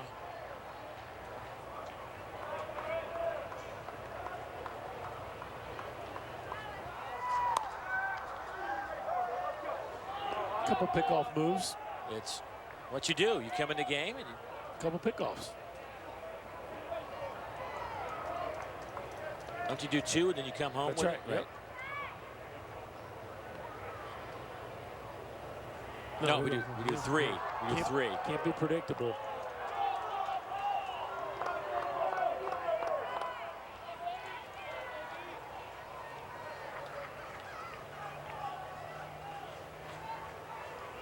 Robertson certainly a threat to steal, even though those aren't moves designed to pick him off. That's just, for whatever reason, what they like to do early in the bats. And he's not even really taking a big lead over there. No. And again, you know, to me, if the design of the play is to keep the runner close, then you're going to give him your A move. But a token move is not. You're not expending any energy to get back, right? And the play's not close. So on what level does that, you know what I mean? There's something more to it. We're going to find out. I'm going to find out from John Cohen. There's got to be something more to it. I asked him about it a couple of weeks ago, and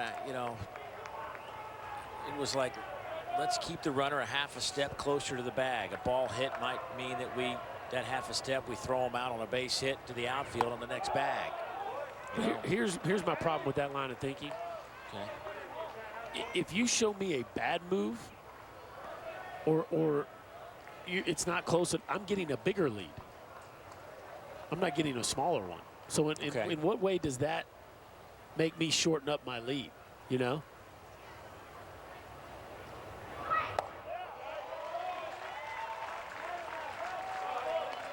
But you're not really showing him. I mean, you know it's not his best move. I mean, it's right. So you don't know what move he has is what I'm thinking. Like, how do you know if he's got a good move or he hadn't shown you anything? But you're certainly not going to shorten up.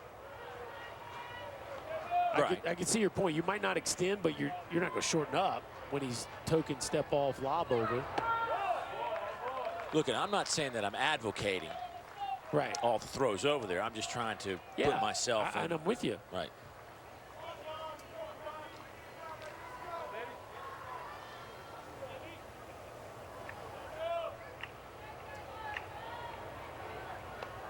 I'm the biggest fan of the 2-hour and 20-minute game.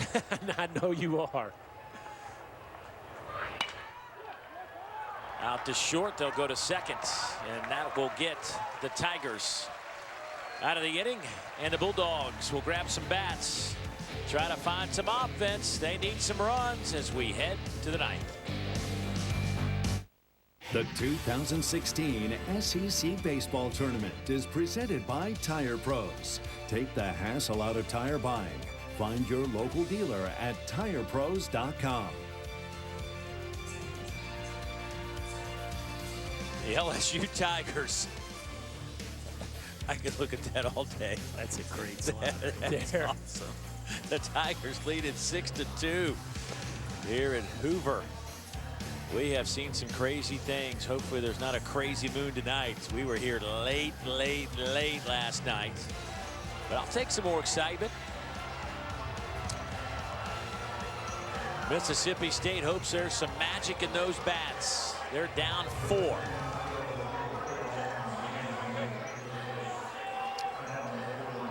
It'll be Ryan Gridley, Hunter Stovall, and Jake Mangum to try to get it going. Parker Bugg will try to close it out.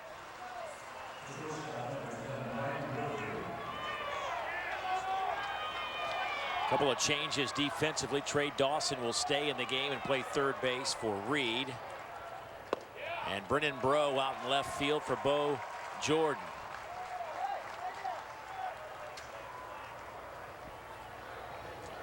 First pitch to Gridley, in there for a strike. Couple of hits today for Gridley. Gridley and Stovall have been sharp. Of course, Robson with the triple. You look at the last 3 hitters in the order. Some big time production from those guys. Yeah, 5 of the 8 hits have come from the bottom 3 in the lineup.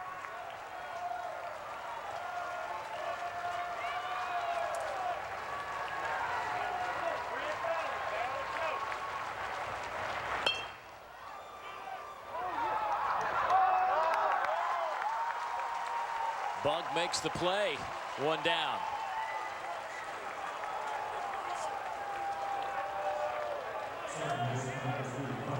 Parker Bugg is not a small man. 6'5", 6'6", and he goes down with ease. Look at my man stretching out, diving for a play that would have been very difficult for Cole Freeman against the fast Gridley. Nice play there from Parker Bugg.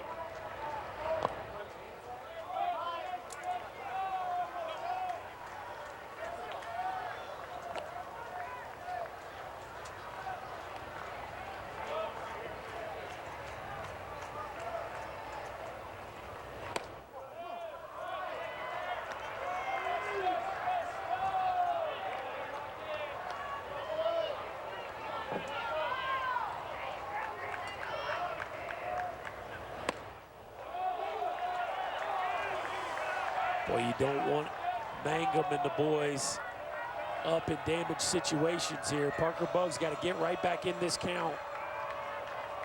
Mississippi State would love to get to Kruger and Collins and Rooker.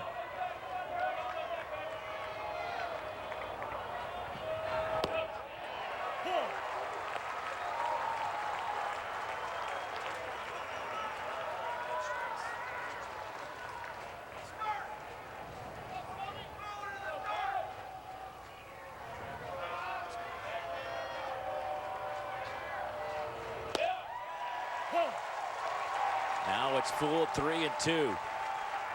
Throw it again.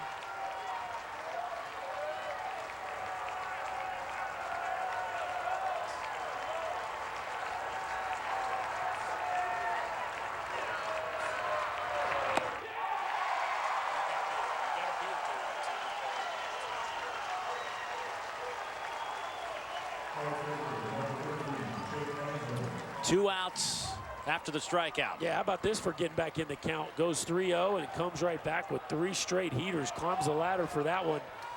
Now the Tigers proving they can play with a lead as well, Dave Neal. Rally Possum doesn't always need drama. He can play from out in front as well.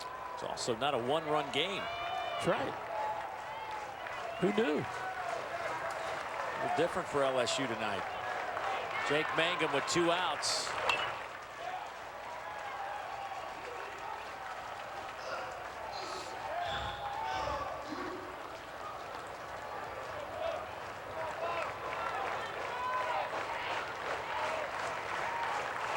How much fun is he going to be to watch play the next couple of years? He's a stud. There's just no doubt about it. I'm interested to see how his frame develops, see if he can get some power into his ball game. But as of right now, the LSU faithful smelling yet another victory in the SEC tournament.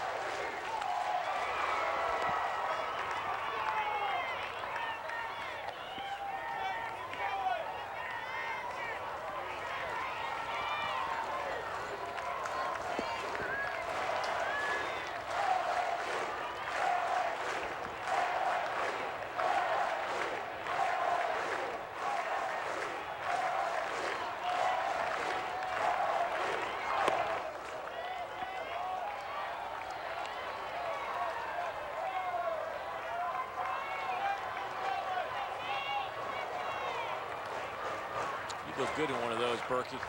What do we got there? A little poncho? Snuggie. Mangum sticks the bat out. Game over.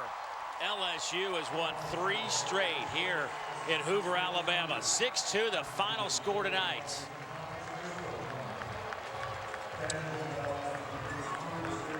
LSU making their 4th straight semifinal appearance. And just a little blip for the Bulldogs. They'll be back, I'm sure. Their streak of 12 in a row is snapped. For LSU, they have now won 14 of their last 15 and 10 of 11 against SEC competition. No drama tonight. No, solid effort. And the pitching continues to be good enough. Defense just had the one blemish on the evening. And I tell you, it's probably the toughest lineup to pitch to right now. Not the most talented, not the most dangerous, but the most difficult lineup to pitch to because of the way they can move the baseball and because of the pressure they put on you with their speed. Jared Poche pitched well tonight. Parker Bug, nice job in relief. Here's a look at our bracket. This is what is in store for tomorrow. Texas A&M and Vanderbilt will get it started at 4 o'clock Eastern. Only 2 games tomorrow, both elimination contests, Florida and Mississippi State. Then on Saturday, the semifinals, back to single elimination. Ole Miss will await the winner of that Texas A&M Vandy game. LSU will await the winner of this Florida Mississippi State game tomorrow evening. No matter what you get, folks, they're all going to be fantastic. Let's go down to Laura, who's corralled the Jordan dudes. All right, thanks so much, Dave. I got both of them right here. We got Bo here, Bryce here. They're trying to play tricks on me, but I know which one is which. All right, so guys, a combined 4 for 6 with 3 runs scored tonight for you two. Bo, let's start with you. Why is it dangerous to have you guys back-to-back in a lineup? The only thing I can say is we battle, and I think Coach sees that, and we feel really good right now. We're on a roll, and I love it. And I love this team, and it's special when we start doing things, and we got it. You've got some dirt high on your jersey here. What happened on that slide to third base? Oh, I mean, Andy told me when they were changing pitchers with 2 strikes, he's like, hey, read dirt ball, get to third base, get to second base any way you can. Base hit's going to score him. So we got the opportunity. I thought I was going to be thrown out. He hesitated. He didn't throw it. So it ended up working out. Pap clutch 2-strike hit, and we got those 2 runs in the 7th inning. So your assessment of that slide? I didn't even see it because I was sliding a second. But I read him, and he took off really early, and it worked out really well. And did my legs it was awesome. behind me? Yeah, you kind of, they were kind of hyperextended. My neck was hurting when I got it. I was like, what the heck? All right, you kind of mentioned it, Bo, but Bryce, what's your take on what this team's been able to do and just the role that you're on at this point? I mean, we've proved it that we could come out here and hit him. We did it earlier. We did it earlier in the season against them, and I mean, we knew coming out here that it was going to be a battle, and through the first couple of innings, he had our number, and we just battled him, and got a couple hits in one inning, and it just rallied from there. We scored and scored again the next inning, and once that all configures, then you can't stop us. So. All right, so let me give you really fast the key to telling them apart. I've totally figured it out. This is the jaw right here. Bo is the jaw, a little bit of a wider jaw. Bryce, of course, has the longer hair, but check out the jaw. There's a difference. Dave? See, I never would have figured that out. Wow. Berkey, checking Sharp, that out. really sharp. I know. How about that? There you go. A little tip from Laura Rutledge. Final score here, LSU wins at 6-2. Didn't need the rally possum tonight. Coming up next, it's SEC Now. Coverage begins tomorrow at 4 o'clock Eastern. For my partners, Chris Burke and Laura Rutledge, I'm Dave Nielsing. So long. Time to get it to SEC Now with Dari and Kyle.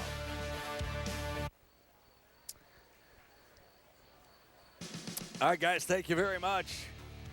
You know, KP, by LSU standards, that was a snoozer. That was boring. Huh? I mean, do it. I mean, why? It's not how they're supposed to do this. 4, lead most of the game. You get people leaving. Good for them. We know they can win games like this now. That's a good thing. Let's start with Jared Poche. We're going to have him come up here in just a couple of minutes. What'd you see? Eventually, they started hitting him a little bit. I'm looking at the scoreboard here. That was in the 7th inning. They made it interesting. What was he doing early, and what did they figure out? Well, he got out of a jam at the first. I mean, bases loaded at first. He pitches out of that, and then he just cruised through the next 5, and then I think that maybe his legs caught up with him a little bit in the 7th inning. But the reality for Poche, and I think it's important when you look at LSU, is the minute you start to count him out is when he comes back and throws the ball well. Did not throw it well towards the end of the conference season.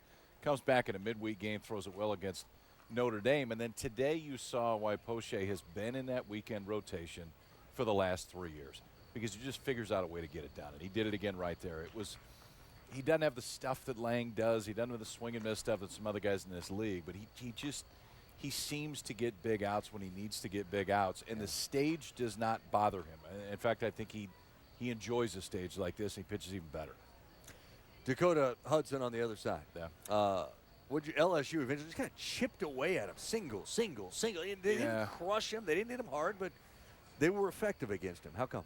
You know, LSU had more comfortable at-bats tonight against Dakota Hudson than almost anybody I've seen this entire year. And I don't know if they picked something up. There was one at-bat in particular. Fraley had a bat to where it was an 0-2 fastball. He threw a two-seamer that was beautiful that he took. If it was off the plate, it was just off. And then he threw a cutter 1-2 that most human beings on the planet would have swung at. And Fraley just looked at it like he knew exactly what was coming in that spot. So I don't know if they picked something and some of the swings come from there, or if they were just really locked in. But the reality is their numbers this year against Dakota Hudson, 11 1/3 innings, 11 earned runs, 21 hits. Those are the 2 starts that Dakota Hudson has had against LSU. First-round type of guy. Oh, I mean, potentially a top 10 overall guy who has been dominant the entire year. But LSU, for some reason, has him figured out, and they took a lot of really good swings tonight. What does, after everything LSU's been through, the come-from-behind win against Tennessee, what we saw last night, the come-from-behind win against Florida that went until, 2 o'clock in the morning, what does a win like this, a standard, get a lead, hold off a good team, throw on a couple of insurance runs, a typical baseball win without all the drama, what does that do for them? Well, first and foremost, it gives you a day off. Well, that's true, yeah. And I think that's one of the biggest things when you look at this tournament, how big of a grind it is. The biggest advantage is to not have to play on Friday. And LSU and Ole Miss are not going to have to play on Friday. So I think that's one big thing. The other, which I think is incredible up at this lineup, is it's different guys all the time. I mean, you look at the box score from tonight. The Jordan brothers combined to go 4 for 6. And they're hitting, towards the end of this lineup. Dykeman has another hit. Papierski drives in 3 in the 8-hole. It's not the same guy. Berkey said it towards the end of the show, and I think it's really important with LSU, is they force you to play at a pace that you're not comfortable with because of the way that they run the bases. We saw a lot of this last year with Paul Maneri's club, and now he's got the type of team that he can do it with again. You said it. LSU does not play till the second game on Saturday as a semifinal. It goes back into single elimination on Saturday with semifinals. They will face the winner of Florida, Mississippi State, who play in the second game tomorrow. Ole Miss, a winner as well. They're 3-0, just like LSU. Yeah. They're a semifinalist on Saturday as well. Again, single elimination semis. They will play the winner of tomorrow's first game at 3 Central, 4 Eastern, between Texas A&M and Vanderbilt. We're going to run through the entire day 4 games in all, highlights and reaction coming up. It's SEC Now time. Take a look at the bases. What do you see? From first to second, all the way to third, the focus is clear to get home. And in this conference, there's no place like it. So what's home to the SEC? 5 tools, Golden Spike winners, contenders, champions. And to be a champion, it starts here. For 6 days, this is the place of business, the House of Hoover. Welcome to Hoover. So make yourself at home, hustle, go all in, give everything you've got to take home the SEC's biggest prize. 12 join, 1 stays. That sole survivor will hoist that trophy, knowing full well that they've made themselves home sweet home in Hoover.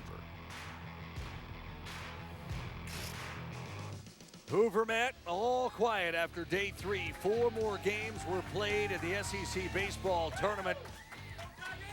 And we've got 2 semifinal spots taken.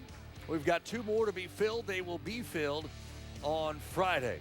But I'll tell you, we had 4 obviously important games for a variety of reasons for different teams. Dari Noka, Kyle Peterson, Caleb Rowe also going to be along. She's here in town because the softball super regional got started Thursday, and it was a stunner between 2 SEC teams. So we'll get into all of that. But we'll start with the nightcap here. LSU, who's absolutely on a tear, against the regular season champions of the SEC, Mississippi State, and Jared Poche getting the start. 2 of the hottest teams in the country, quite frankly. Rowley Possum is out. The Tigers had that long game. On adrenaline or whatever's going on, so I think that's a good thing for us, but we got to get in their bullpen. That was the plan for Mississippi State and head coach John Cohen. Top 1, bases loaded, 2 outs. Poche gets Paul Young to hit a grounder to third and gets out of the mess. Mississippi State had an opportunity. To the second now. Jake Mangum, your freshman of the year, a 429 hitter. That's just a simple little ground out to short. Looks like he beats the throw to first, but Mangum called out.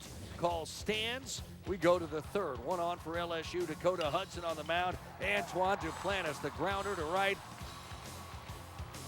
Now Wes Johnson going to go check. The pitching coach go check on Dakota, who comes in 2.29 ERA, 3rd best in this league. Next up, Jake Fraley. Another grounder through the right side. That was the at-bat. That was the at-bat where it was 0-2. Fraley comes all the way back. It's a slider in the outside part, hits it to right field, and here comes the Tiger offense. LSU strikes first. What? No rally? No rally? Maybe no rally? Bottom 4, Cole Freeman grounder. Ryan Gridley looks to get the easy, well, he sails one nearly to the seats. So now you got him on the corners of the 2-0 game for Duplantis again, who had 3 hits on the night. That's the second. Yeah, barrels another one right back up the middle. Antoine Duplantis, the freshman, just seemingly getting better every week. 3 for 5 on the night for Duplantis. 3-run lead for Poche and the Tigers. To the 5th, Greg Dykman, bases juiced. Dykman right up the gut. Lead is growing. 1 scores. It's 4-0. To the 7th now, Young against Poche. Young pops it up. Shallow right. But Duplantis can't make the play. So now a runner on second for the Dogs. Later in the inning, can they convert? Nobody out. Jacob Robson sends that into the gap in left center. Runner scores. They end up with 2 in the 7th. So that, look, you got Rowley Possum and then you got Rowley Dogs, Rowley Puppies. Bottom 7, Michael Papierski, the catcher, into the gap, scores 2 more. Those were big ones. Yep, John Cohen. What can you do? Everything you need to know right there. You better believe it. LSU goes on to get a 6-2 win. They snap Mississippi State's 12-game winning streak. They've won 14 of their last 15 overall, and if you're keeping track at home, and I know you are, that's 13 of 14 since the Possum. We know they are. Jared Poche, the starting pitcher, the victorious pitcher on this night, joining us right now on our set. First off, thanks for coming by. Secondly, that was kind of boring. It's not LSU baseball anymore, is it? It's just a nice, simple, boring win. That's got to do something for you guys, doesn't it? Well, you know, crowds definitely like, you know, the offensive games. You know, being a pitcher, you know, if we boil a crowd, that means there wasn't much offense going on, and you know, if that was boring, then, you know, I know pitchers like, you know, Kyle definitely enjoy games like that. So it's our job to go out there and I guess boil the crowd. Well, you're right. You like it when they're quiet, except if it's your folks yelling. Now, talk me through that first inning, man. I mean, we had bases loaded, giant spot. You get out of that, and then it just seemed like after that you cruised. What was the difference between that first inning and then onward from there? I just got into a rhythm early on. I was kind of feeling for it. Didn't command as well as I should have, and you know, unfortunately, you know, defense picked it up behind me, and was able to get out of that, you know, bases loaded jam. You have an ability that not too many do, that can find it in the middle of a game. There are games that you go out there and you know, sometimes those first two are seemingly the toughest for you. You get through those, you kind of go. But what is it that you have the ability to find it sometimes in the middle of a ball game? I'm not sure. I wish I can just go, you know, and start the game off and have it already. But it's been, you know, throughout my career, first, second inning. I'm not sure the statistics on it, but I'd say my ERA is, you know, north of 10 compared to the rest of the game. You know, maybe it's my routine or what, but just being lucky I'm able to find it. But you know, definitely would like to improve on that. I mean, but is it anything mechanically with you? I mean, because it just seems like you always find it. I mean, it always seems to come around at some point. And we were talking about before the game, the bigger the stage when the lights come on in something like this, it seems like you enjoy it more. It just felt like you were going to have a good one tonight. Why is that? Why is it spots like this you seem to pitch better? I'm not sure. I guess it's, you know, being a competitor that I am. You know, tonight definitely felt like that start I had in Omaha with all the people, and the crowd was going crazy, you know, throughout the whole game. You know, just going out there and, you know, competing to the best of my abilities, and, you know, lucky, you know, defense played great behind me. And, you know, I'm just glad we got the win. I said before that it was boring, and I'm kidding, of course. No game that is between teams like this is boring. But you've won so many games now in such a variety of ways. What have you learned about your team over the course of the last 3 or 4 weeks? You know, we definitely started off with, I think we had 7 new players. So, you know, experience was definitely a factor starting early on. And, you know, we definitely hit our bumps, you know, throughout the season. And, you know, just to watch those young guys grow up and, you know, from week 1 to, you know, in a postseason, it's actually amazing just to see how far those guys have come. Very proud of those guys. What were you thinking when this team started 2-5 in the league? You know, definitely, you know, I didn't lose hope in us. You know, definitely didn't, you know, throw the season away. But, you know, my last 2 years, I want to say we probably started off, you know, 5-1 or so each year. Started off strong, and this year is 2-5, like you said, and definitely a little different for me, for Jake and Kramer, you know, the guys that's been there. So, you know, you stay with the plan, stay with the program, and just trusted everything, and, you know, it seemed to work out. Well, it's been different since. It's been different since. It's been fun to watch. Well, now you guys get a day off on Friday. Get to go rest a little bit. You don't have to come out here. Yep. Sleep in. And good luck to you on Saturday in the semis. It's been fun watching you guys. I appreciate it. Thank you. Jared Poche, winning pitcher against Mississippi State for LSU. By the way, they're 3-0 in this tournament for the 11th time. Nobody else has done that more than 6 times. All right, lots more from the